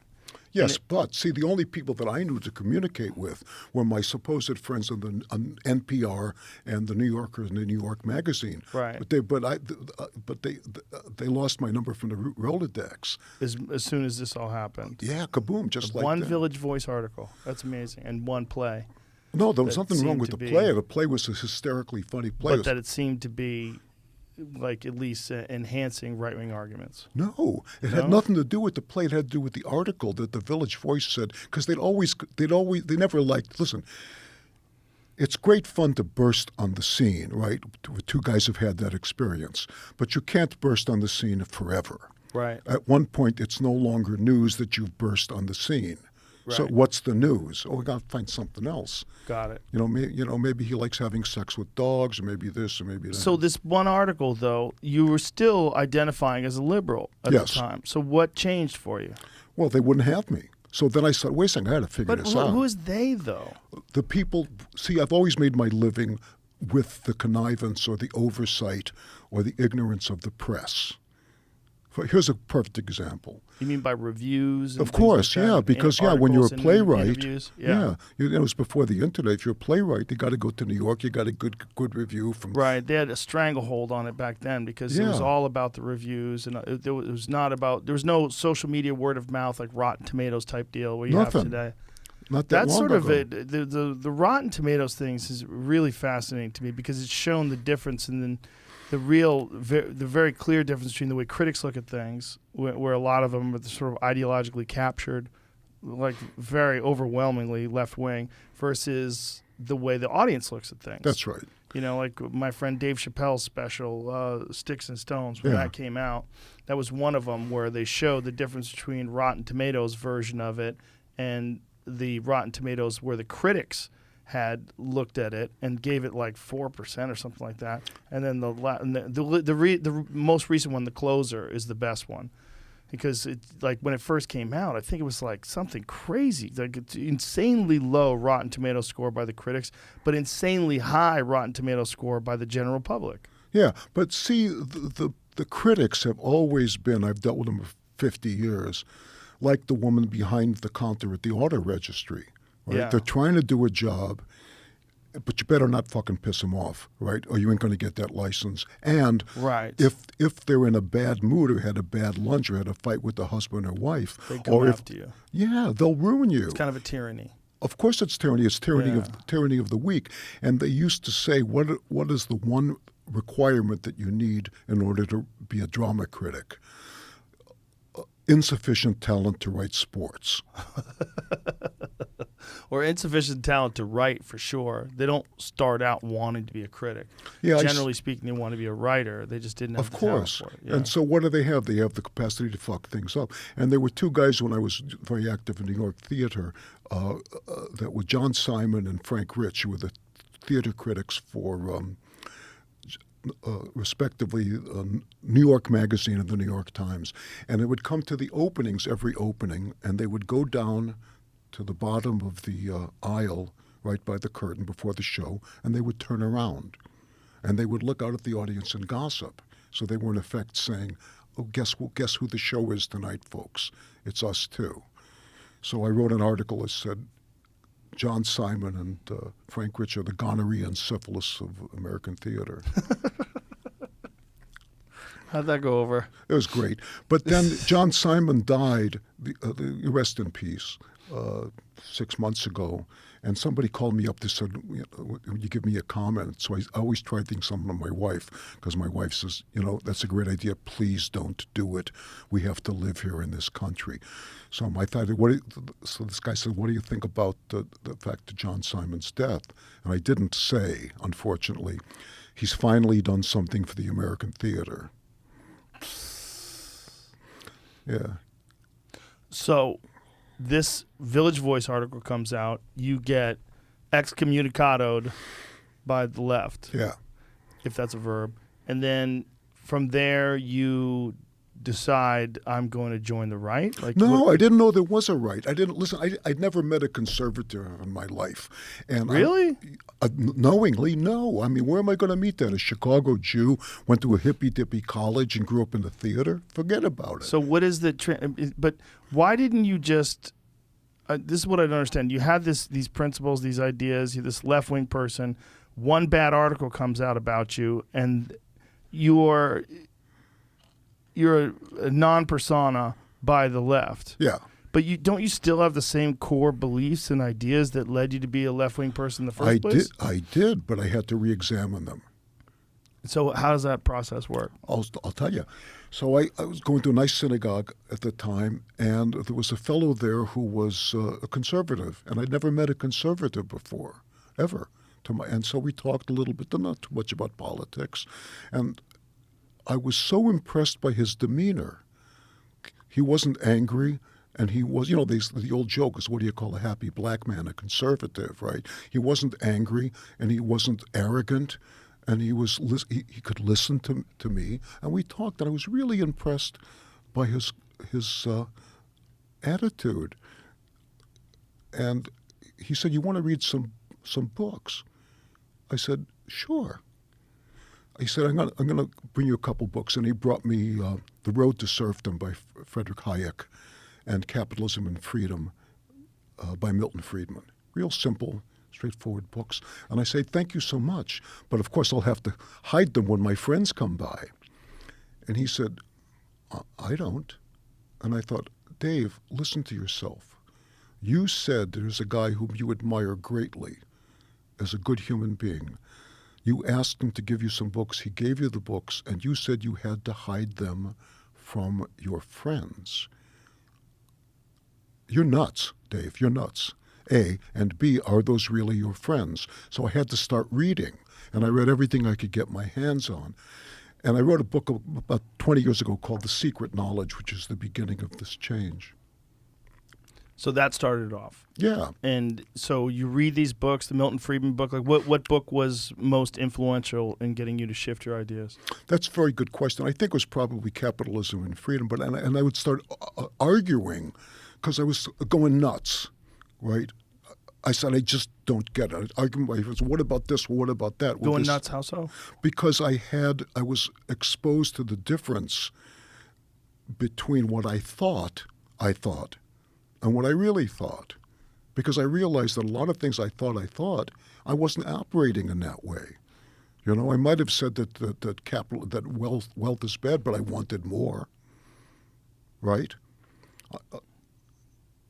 I knew that there was a lot of prejudice against Jews, and I knew there was a lot of prejudice against black. But the question was, what's the responsibility of a human being in this situation? Was it to give more money to, quote, social programs? Right?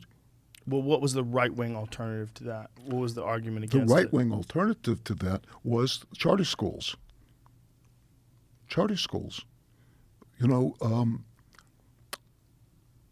Shelby said, my good friend Shelby, and I started reading Shelby's works, and Shelby said, if we did away with welfare, the trauma in the inner cities would stop tomorrow. How so? Well, in his words, and I got to agree with him, he's a black guy, I'm not, because people would say, wait a second, we're all in the same boat, let's work for a living.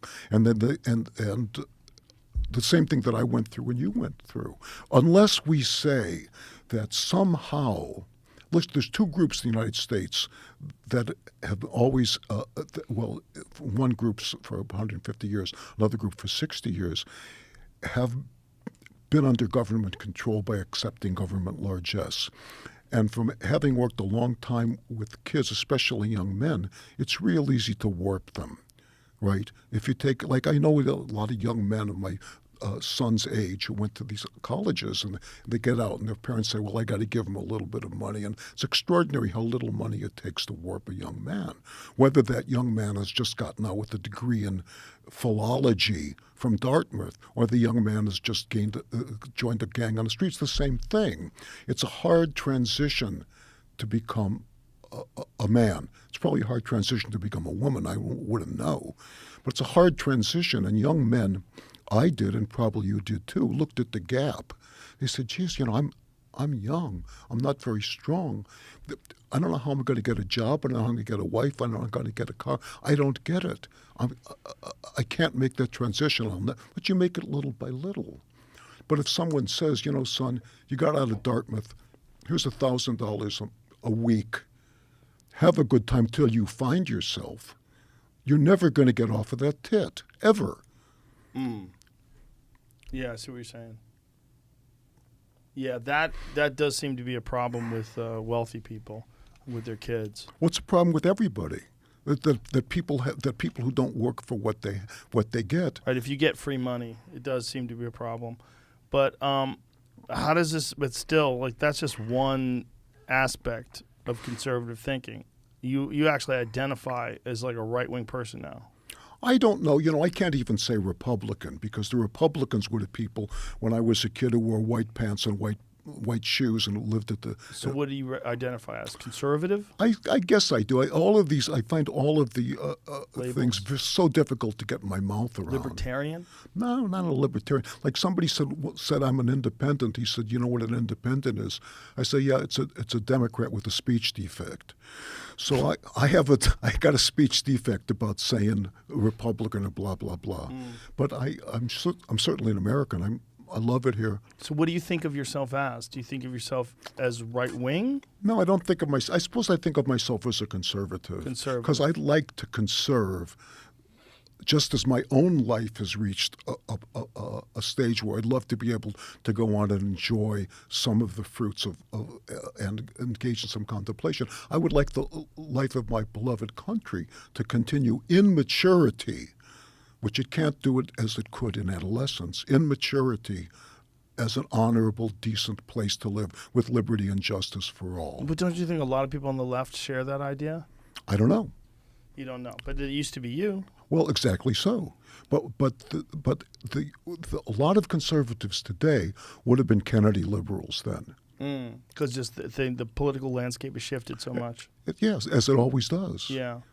So let's go back to the late '90s. So this horrible article comes out about you. You become a non-persona to a lot of left-wing people, but yeah. You continue to work in Hollywood. You continue to make films and write scripts. And right. Like, is it a friction? Is it an issue?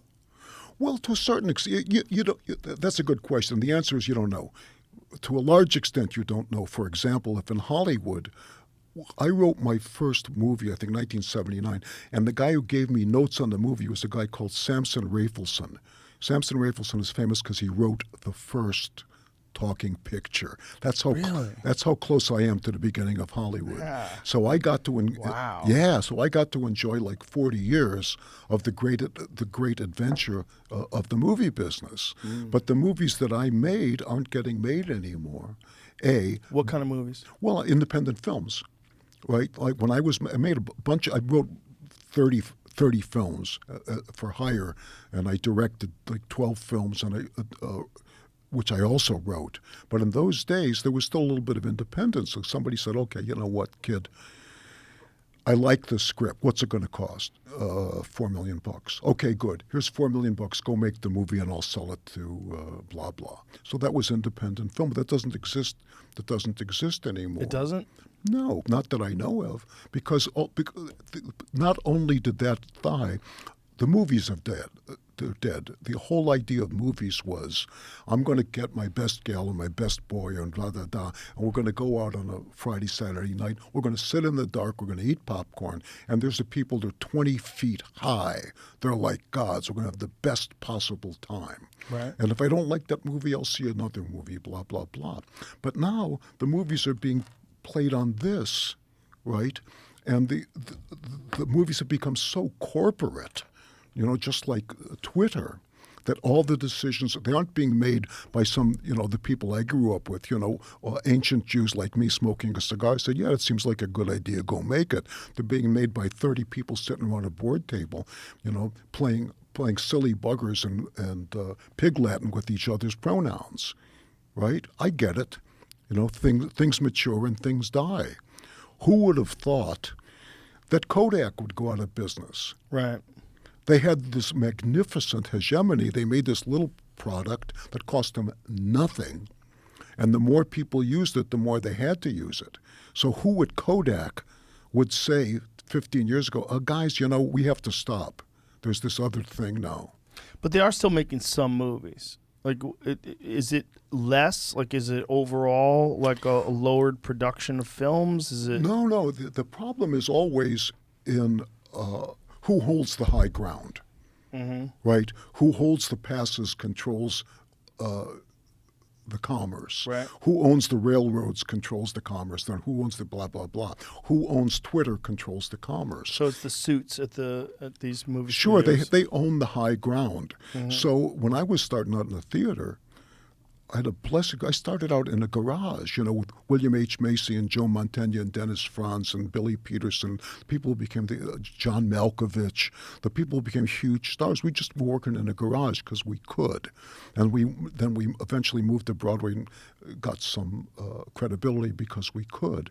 But if you can only start off by entering at the corporate level, what are you going to do? For example, the people who made the chop shops in Southern California, right? They took cars and they said, wow, this would be a good idea. Let's take the Blazer and cut the roof off. I tell you what, let's take this Jeep and raise the fenders. Let's take blah, blah, blah. Those were guys in a garage, just like me and John Malkovich were in the garage, and all those ideas got adopted by GM, right? Where they looked at this marvelous invention and say, well, that's a good idea. I'll do that. And so last year, Ford bought out another Bronco.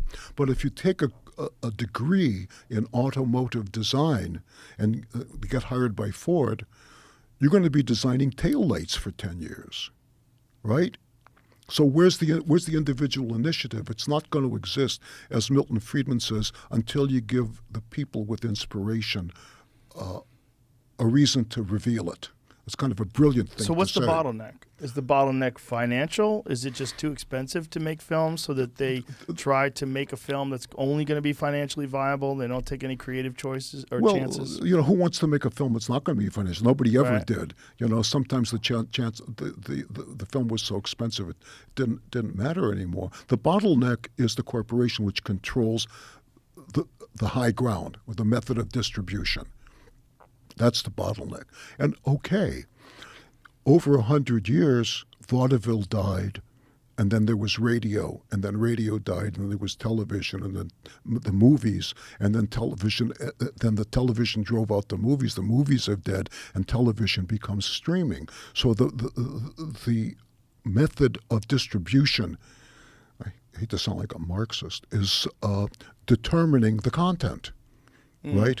Okay. So you say, okay, I want to, rather than saying, honey, let's go out and see if there's anything with Clint Eastwood in it.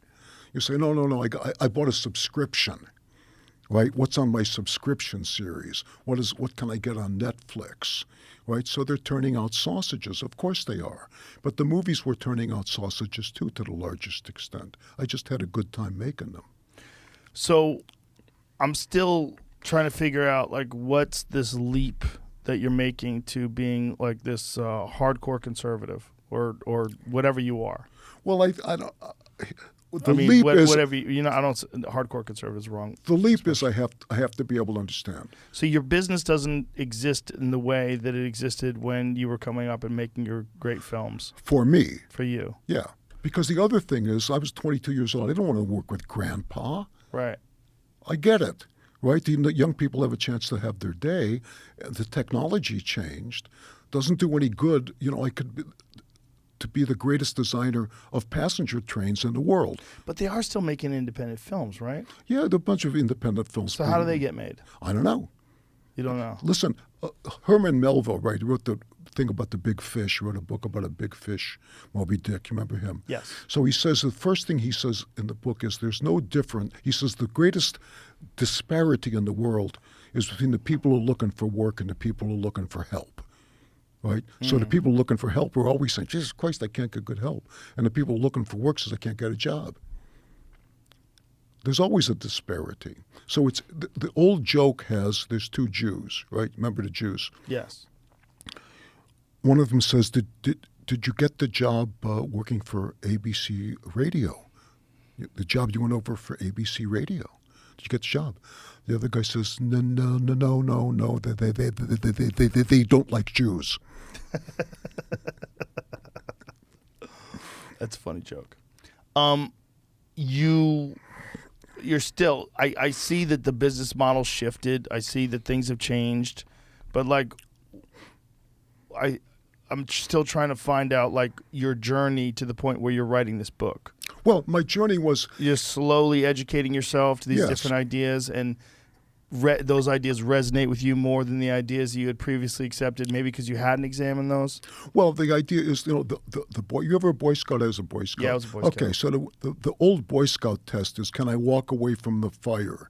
Is it out sufficiently that I can walk away from it? And the Boy Scout test was pick up the ashes, right? You don't have to worry about it. Right. If you If you could can pick hold them them up, in your hand. it's out. Yeah. So I'm very fortunate having written plays for a million years, because when you're writing a play, you're constantly saying, I don't get it. I don't get it. I know this scene works, and I know that scene works, but there's something missing in between. I just don't understand. So writing a play is really a process, an analysis. Happens to be analysis of your imagination, but nonetheless, it's an analysis. Is there one thing too many? Is there one thing too few? Did I misunderstand what the play, who the protagonist is? I got to keep at it till I understand. Mm-hmm. So I was looking at this whole idea of conservatism, and I read everything I could get my hands on. I said, I got to understand. I got to understand. So I was just furious at myself, and probably those around me, all the time say, I don't understand, because what these guys are saying makes sense, but it's contrary to everything I've been taught. Let me see if I can find the error. So I just kept reading and reading and writing and trying to find the error. And I couldn't. So I said, oh, okay, I get it. Now I got a different problem, right? Which is the world that I thought was congenial to me has just kicked me out. It's just Sarah Silverman's problem. What does that indicate? I wouldn't want to kick them out. Why do you want to kick me out? I said, I get it. Okay, I get it. This is one of the, 2 years before I was born, they were throwing Jewish babies into ovens because they thought that was a good idea at the time, right? The civilization splits into two camps and fights World War II. Looks like a good idea at the time. People are crazy, and people do individual crazy things and communal crazy things. So the fact that we're undergoing a societal shift here is nothing new. It's in fact inevitable. My question was, what does it mean? A, what does it mean to me? B, and what should I do about it? It is fascinating that the business of entertainment is almost overwhelmingly dominated by people that follow a left-wing ideology. Almost overwhelmingly. Yes. Right? In terms of film, in terms of television, in television it's almost 100%. I mean, it's in the high 90s, other than like Fox News, right? That's probably the only thing on television that you can point to that's clearly conservative is Fox News Channel. Yeah. Everything else, like shows and television shows, there's so many left-wing leaning production houses and so many left-wing leaning Democrats that are working as executives and as writers and as producers. It's the whole business. Yes, indeed. And for a person who has a differing ideology, you either have to lie or you have to hide it. Or get out. Yes, that's right. If you're a person like, there's very few people that are Republicans or that are right-wing or conservatives that are openly conservative and talk about it openly and talk about politics openly that exist in Hollywood. You get like John Voight, right? Yeah. But he's kind of on the way out. You know, he's done 1 million movies, he's a legend, has been around forever. He doesn't give a fuck anymore. And he's been, talking about his right-wing ideas for a long time. Yeah. But other than him and Clint Eastwood, who the fuck else is there? Well, there's a few. A small handful. Yeah. And they're kind of grandfathered in. Like Clint's grandfathered in a lot of ways. Yes. But if you're a young guy, like right now. Well, people in Hollywood who are conservatives whisper. Yeah. Literally. They come up on the whisper. street and they'll say, I saw you at that thing, the blah, blah, blah, blah. God bless you, blah, blah, blah, blah, Yeah. blah. And if you had come to the studios with a Trump sticker, your car would have been keyed. Right. And if you put a Trump sticker up in your neighborhood, it would have been destroyed. Maybe your house would have been who knows what. Because it's... You know anything about a codependent family? Sure. Okay, good. Don't we all? Yeah. So in the codependent family, if daddy is schlipping little Susie, right? Mm-hmm. The problem is not in that family, if they're codependent, that little Susie is getting sexually abused. The problem is that one must never draw attention to the fact. Because if anyone says, wait a second, daddy is schlipping little Susie, the family breaks up. It's all over. So when you're kids, you say, oh my God, this is the thing that has to be, it's the worst thing in the world, that the family would break up. So maybe he's not really blah, blah, little Susie, or maybe she's asking for it, or maybe I'm wrong, but you can't allow the possibility to come out of your mouth. So that's the same thing with the left. They're codependent. They're living a life that doesn't stand up to the test of reason. and it's destructive. But they can't allow any alternative to come to their consciousness, let alone out of their mouth. Because if it comes to their consciousness, they're a hypocrite. Who wants to be a hypocrite? So what they do is they become arrogant, and they say it's not that I'm a hypocrite, it's that you're wrong. There's also a genuine fear of losing your income, right? There's a genuine Absolutely. fear of being kicked out of the community. Absolutely. I've experienced that with many friends where they would talk about their ideas that they have that might be, right wing or more conservative, and that they can't talk about it on sets, and they can't talk about Of course. They hide it. But there's a lot of strength to be gained from examples. Mm-hmm. And one example that I took a lot of strength from is gay liberation, because I grew up in a gay business with the theater, right, surrounded by gay people who were all closeted because they had to be in that time, right? And I can't imagine the hell that was, Right. because their choice was either to shut up or to come out and perhaps lose your income. Yeah. But then something happened, right? It happened with Stonewall. And they said, wait a second, it's not my problem that I'm gay. That's what I am. It's your problem. You have to deal with that. I don't. And so what we saw in this transformation in 50 years has become part of the culture, which is a really good thing about the way the culture has aged in the last 50 years. Yeah. And another good thing is the way that being black has aged in the last 50 years and among the majoritarian white culture, where they say, wait a second, that I get it. The slavery was bad, blah, blah, blah. Not only has slavery been over, not only has segregation been over, we're going to go too far in the other direction and blah, blah, blah. But there's no more lynching and there's no more church burnings, right? And there's no more people. Look at it. White actors have a very, very difficult time now because it's hard for them to get hired in the business. That's unfortunate. But on the other hand, black actors had to put up with it for 100 years. Okay? It's understandable. Is it equality? Maybe yes, maybe no, but it's completely understandable. White actors have a hard time getting hired now? Yes. Really? Yeah. But there's so many of them. See them in so many shows. Maybe that's a problem. Well, maybe no. If you look at it, I live among actors. Oversaturated market.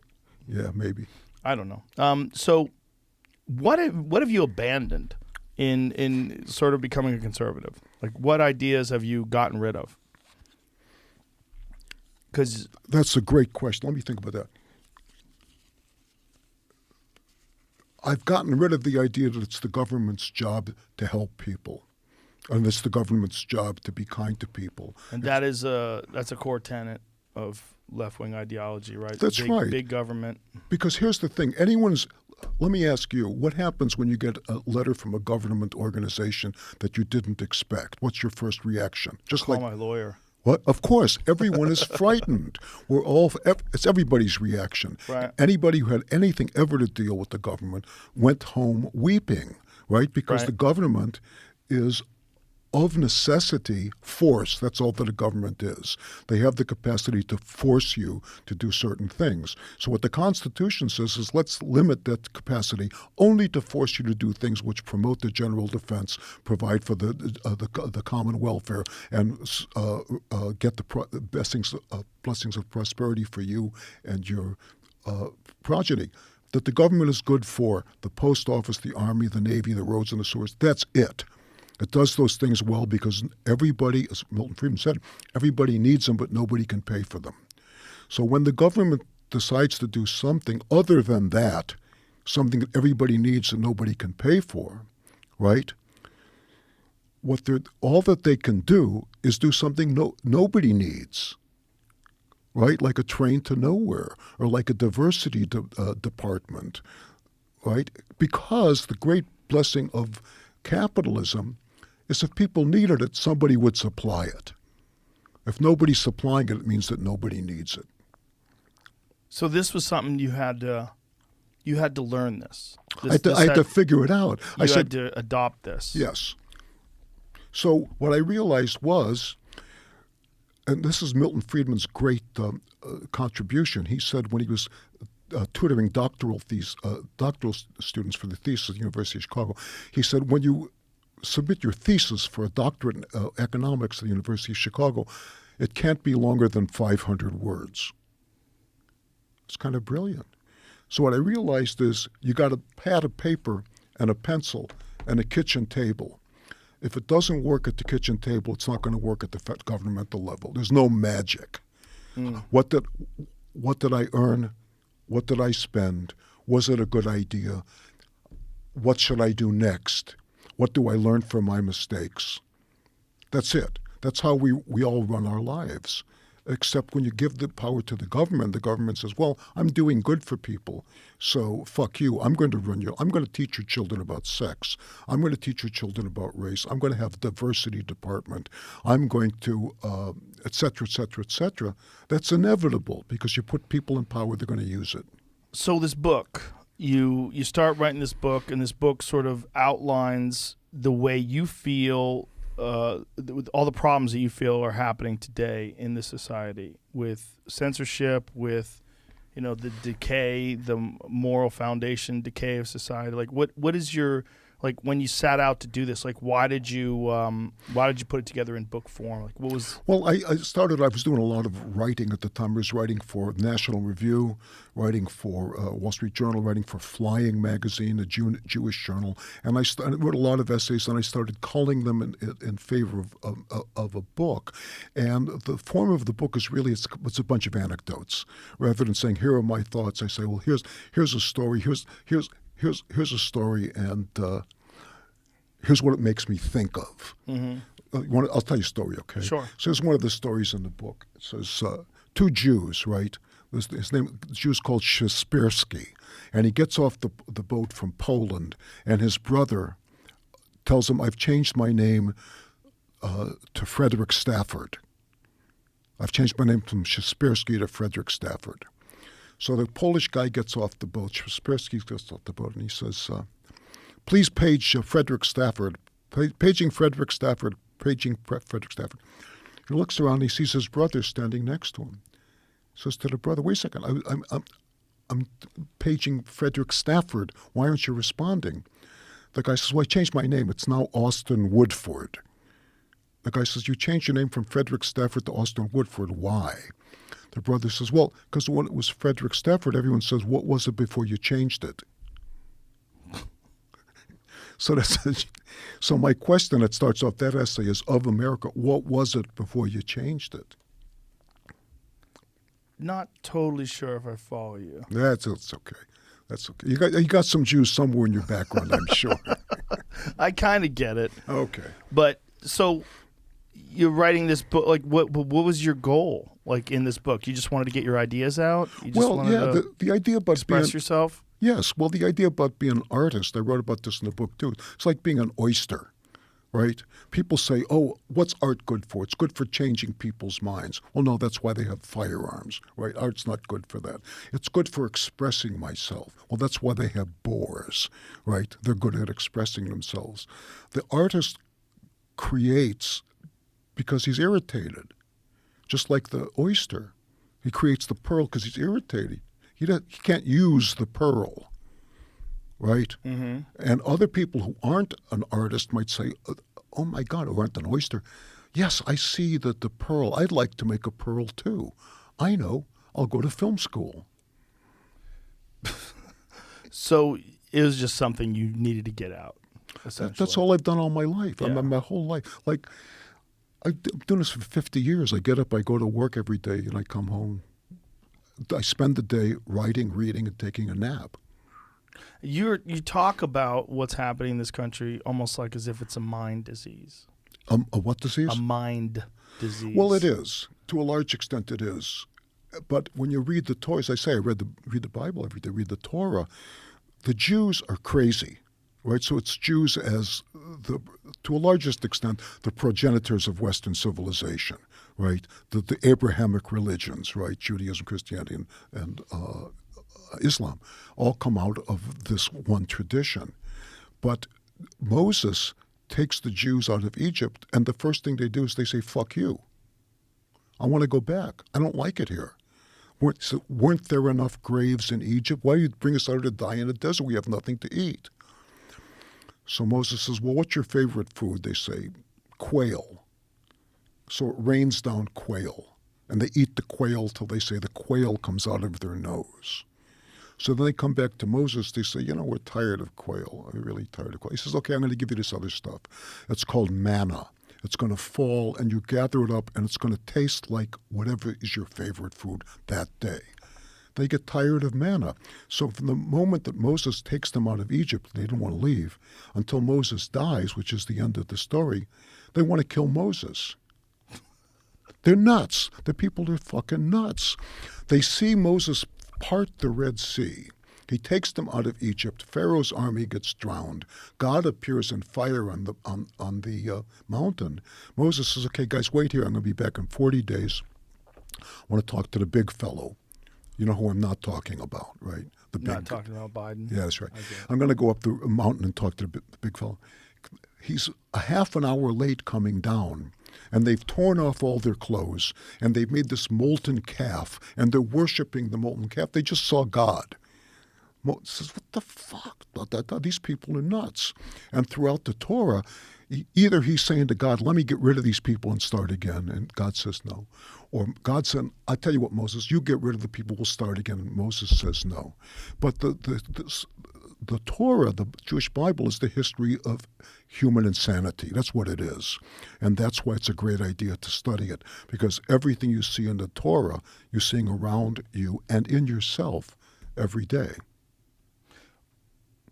Do you think that it's imperative that a society have some kind of structure to follow, whether it's some kind of religion or some kind of ideology? Like, do you think that we need something? Of course we do. And it's not only an imperative, it's inevitable that a society will form itself. Like, for example, you're in a boat full of people that gets washed up on a desert island. You guys will improvise society just like that. Right. Within a half an hour, who's going to be the food gatherer, who's going to be the wise one, who's going to be the kvetch, who's going to take care of the public event. That's what we do.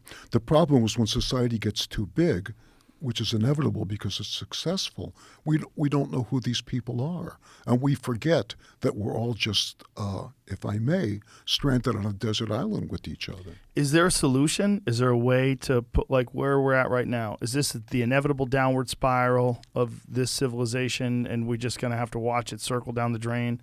Or is there a way to stop this progression? Well, that's a good question. And stabilize it. That is the question. So the answer is it going down the drain, or are we at a place of listen, in 1914, the people in England could not have foreseen what was going to happen to them with 6 months. They came back to a world they couldn't foresee. The people in 1939, World War II, they came back to a world we couldn't foresee. And the same thing has happened with the computer, the growth of the computer. This is the hugest upheaval. It's more than any war. It's the hugest upheaval in human history. But it starts with Adam. It's inevitable that if you got enough leisure, I don't know if 5,000 monkeys will write the Shakespeare, but it's inevitable that Alan Turing and Bill Gates will come up with the computer age. So here we are. So the question is, what do we do? What do we do now? Right. How do we stabilize it? Yeah. Or how do we enjoy it? And the only answer I know is with gratitude, right? Gratitude to God for putting us here. The fact that we still have it. Listen, I'm 75. I'm not going to go out and chase girls, right? In addition to being blissfully married, and try to get my name in all the papers and blah, blah, and write 1 million plays and make all of that money, all the stuff I did when I was young. I'm at a different place in my life. And the country's at a different place in its life. But the young people are young, right? And they're going to have to determine how to live in this society. And one of the great things that I see in California is the Hispanic Americans, because they're all religious, they love their family, they love their country, they work hard, and it's inevitable that will once again, the Spanish land grants will become Hispanic. So there's no real clear path other than gratitude for us to be. I mean, how do you promote gratitude? How do you get people to accept that idea? I don't get people to do anything. I mean, Right, but I'm just asking, like, No, if I there was understand. a way. I mean, I feel like every time someone talks about the problems with X, you should also approach it in what's the solution to these problems? Is there a solution? Oh, okay, so let's go back to religion, for example, right? So the golden rule is do unto others as you would have them do unto you, right? Right.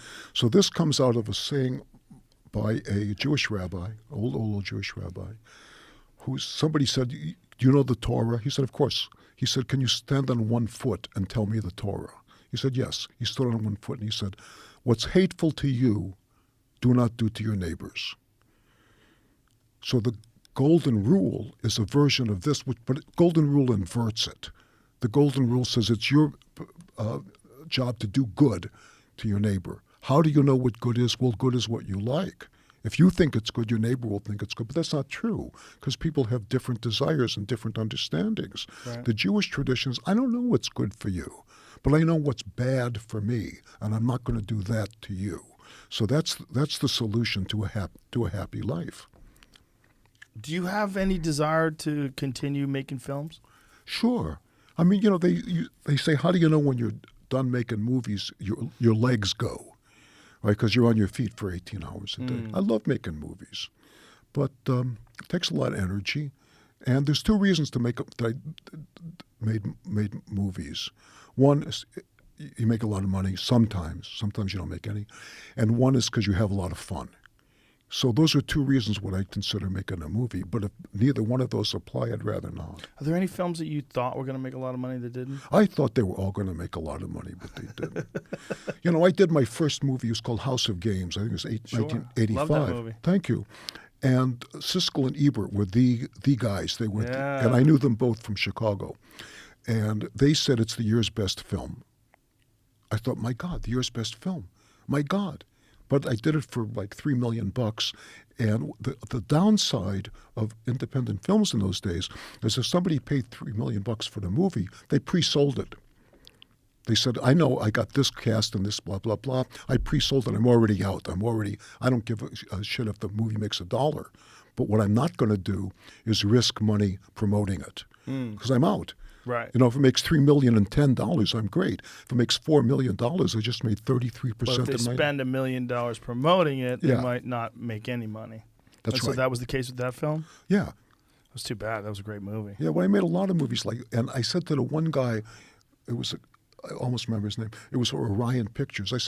He says, you understand the way we make movies? So I say, yeah. I said, you get everything and I get nothing. And he said that's such a unfortunate, cynical way of looking at it. The truth is, you get nothing now, but we get everything later. Isn't that great? Did Glengarry Glen Ross make money? I think that made a lot of money. I didn't direct that. It was a wonderful movie directed by Jamie Foley, but I think that I did a bunch of movies that made a bunch of money that I wrote. Wag the Dog. Wag the Dog was fantastic. The Wag the Dog Untouchables. It's eerily like applicable when you look at modern day propaganda and you go back to that film, right? That film was preposterous. Yeah. It was great, but people are like, oh, this could never happen. But you think about it today, you go, Jesus Christ, that 100% could happen. Oh yeah. Well, who was it? They started the? I can't remember. I've lost the thought. The oddest thing about Wag the Dog is Barry Levinson called me up one day. I'm living in Vermont, and he says, I got this novel about this guy. The president has to start a phony war to divert attention from some mischance. He said, you want me to send it to you? I said, no, I get it. I said, he has to start a war because he's caught in the closet with a Girl Scout. Barry says, yeah, go write it. So 5 weeks later, they're shooting a movie. That was it. That was our discussion. They're shooting a movie. So the movie comes out, and as the movie comes out, the Monica Lewinsky scandal breaks. Yes. So I'm in New York promoting something or other, and for, for the one time, only, thank God, time in my life, I was stalked by the press all week. I couldn't leave the hotel because they all wanted to say blah, blah, blah. But Right. one of the reasons was there's a scene in the movie where the president, I guess, is talking to somebody who looks exactly like Monica Lewinsky. As you go back, and she looks like Monica. She's got the same outfit. So Wow. I called up Barry. Said, "What the fuck?" He says, "It beats me." I don't know. Total coincidence. Yeah. Wow. And in real life, who did Clinton bomb during the middle of that to divert attention? There was a bombing. Oh yeah. Was it literally It was- right out of your movie? It was an aspirin. It was an aspirin factory somewhere in Syria or somewhere. Something crazy like that. And Yeah. it was everybody was cynical about it. Yeah. Everybody was like, he's doing that to distract attention from the Monica Lewinsky scandal. Say, hey, listen, we had to bomb some people. Let's not talk about this nonsense. Really? And let's talk about something serious, like this military action that was absolutely necessary and had nothing to do with distracting people from the fact that I was having sex with an intern. Well, I knew Patty Chayefsky pretty well, and I think one of the only guys I ever envied as a writer. I envied people who made more money than me, certainly, but I never envied their writing. But I envied Patty that he created, among other things, the phrase, "I'm mad as hell and I'm just not going to take it." Network. Yeah. But then I created that phrase, "wag the dog," I felt very rewarded. I mean, that phrase gets repeated all the time when people are talking about propaganda or things that they don't believe in. Well, the other thing, there was somebody, I think it might have been Iraq or Iran, who was saying, "We're going to do this, we're going to do that." That's the Chicago way, which is I made that up for Untouchables. Really? Yeah. You made that expression? Yeah. Oh, that's wild. I thought that was just an expression. That's another great film. Man, you had so many good ones. I mean, when you look back at your career, I mean, what an incredible, like, your resume of films, of great movies that you did. It's really impressive. I got lucky. I was a playwright in New York, very successful young playwright in New York, and Bob Rafelson was doing a movie. He was doing Postman Always Rings Twice. And a friend of mine was going to audition for a part in Postman Always Rings Twice. And I said, "Tell Rafelson he should hire me to write the screenplay." And she said, "Dave, he's got a screenplay. He has to have a screenplay. They're auditioning for the part." So she goes, blah, blah, blah. And he calls me up. I never met him. He said, "This is Bob Rafelson. You say you should write the screenplay?" I said, "Yeah." He says, "Yeah, I know your work. You're hired."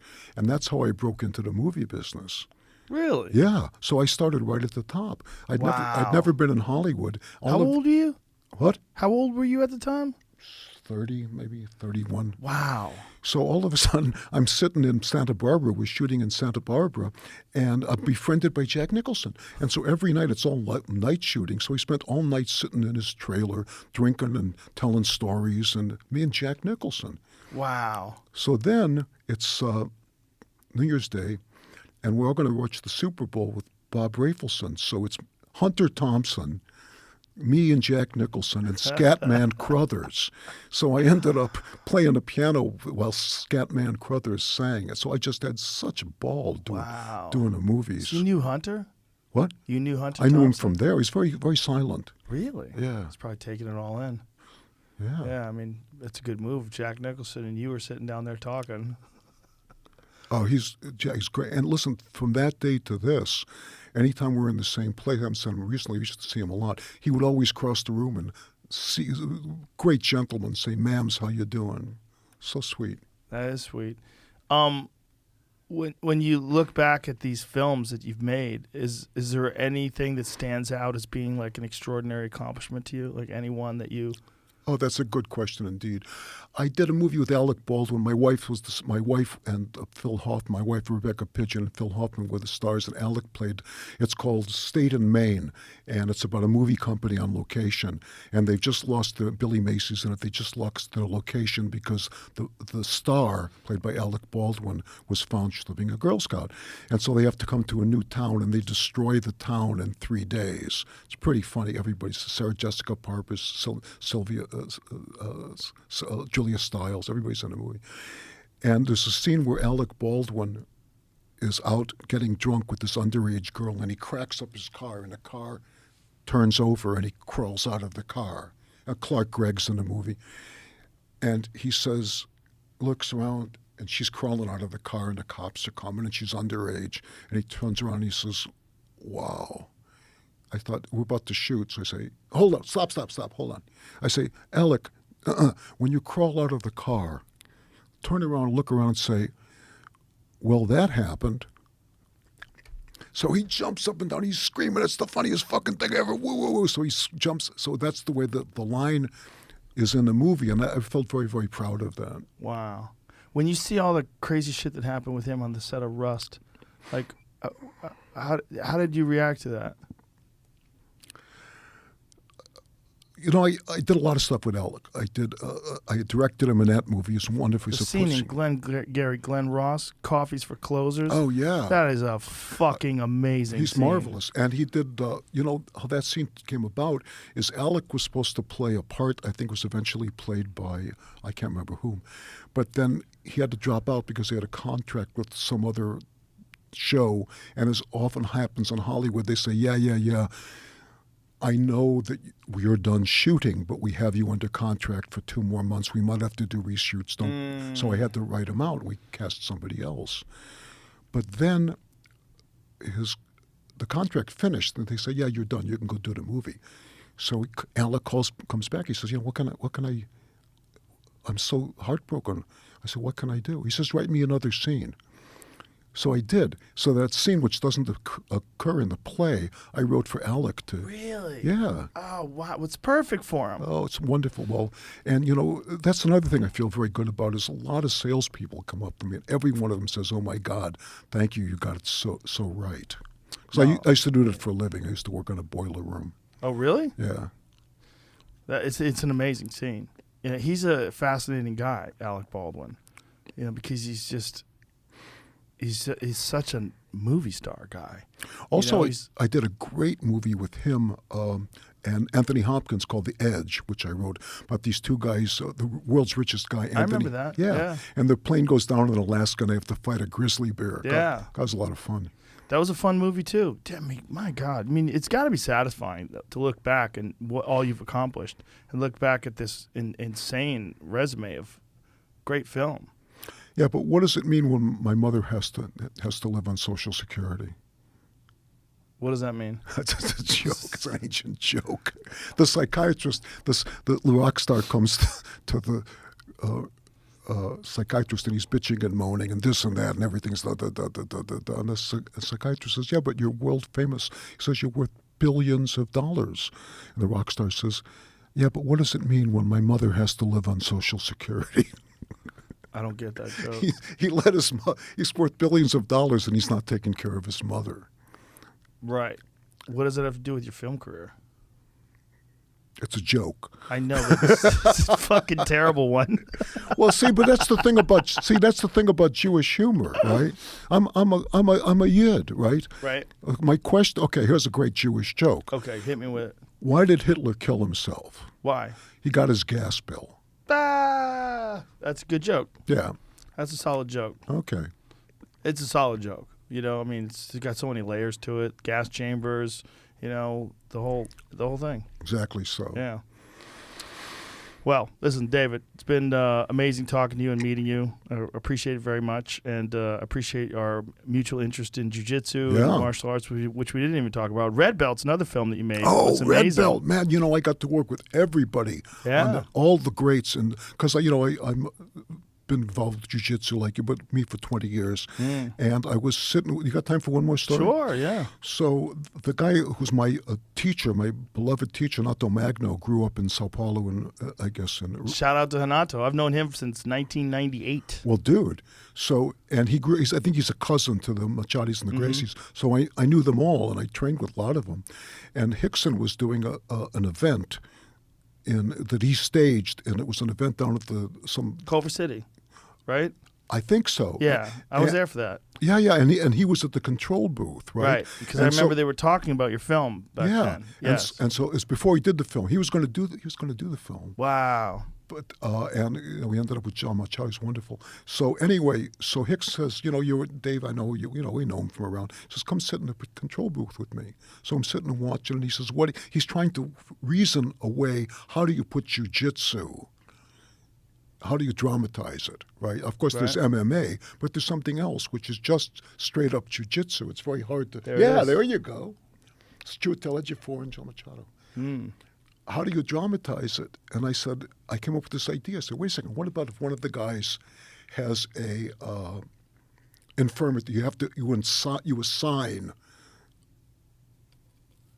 You in effect cripple him for a moment. Not really. He loses an arm. He can't use his arm. He can't use his hand. Right, you tie He's it like up. blah, blah, blah, blah. Right. And so I'm coming up with that while I'm working with Hicks over there. And I told it to him, and he kind of liked, he was considering it. But then he got called to train for some fight he was going to do for $5 million. You can remember who he was fighting, I remember. So he went down to Brazil. But I got really lucky with that cast. Yeah, I think that was probably the early days of Pride. If I wanted the timeline, I think Red Belt was 2004. Maybe. Is that right? Am I guessing right? I think that's, if I'm guessing correctly, that might have been Funaki. That might have been Hickson's final fight in Coliseum.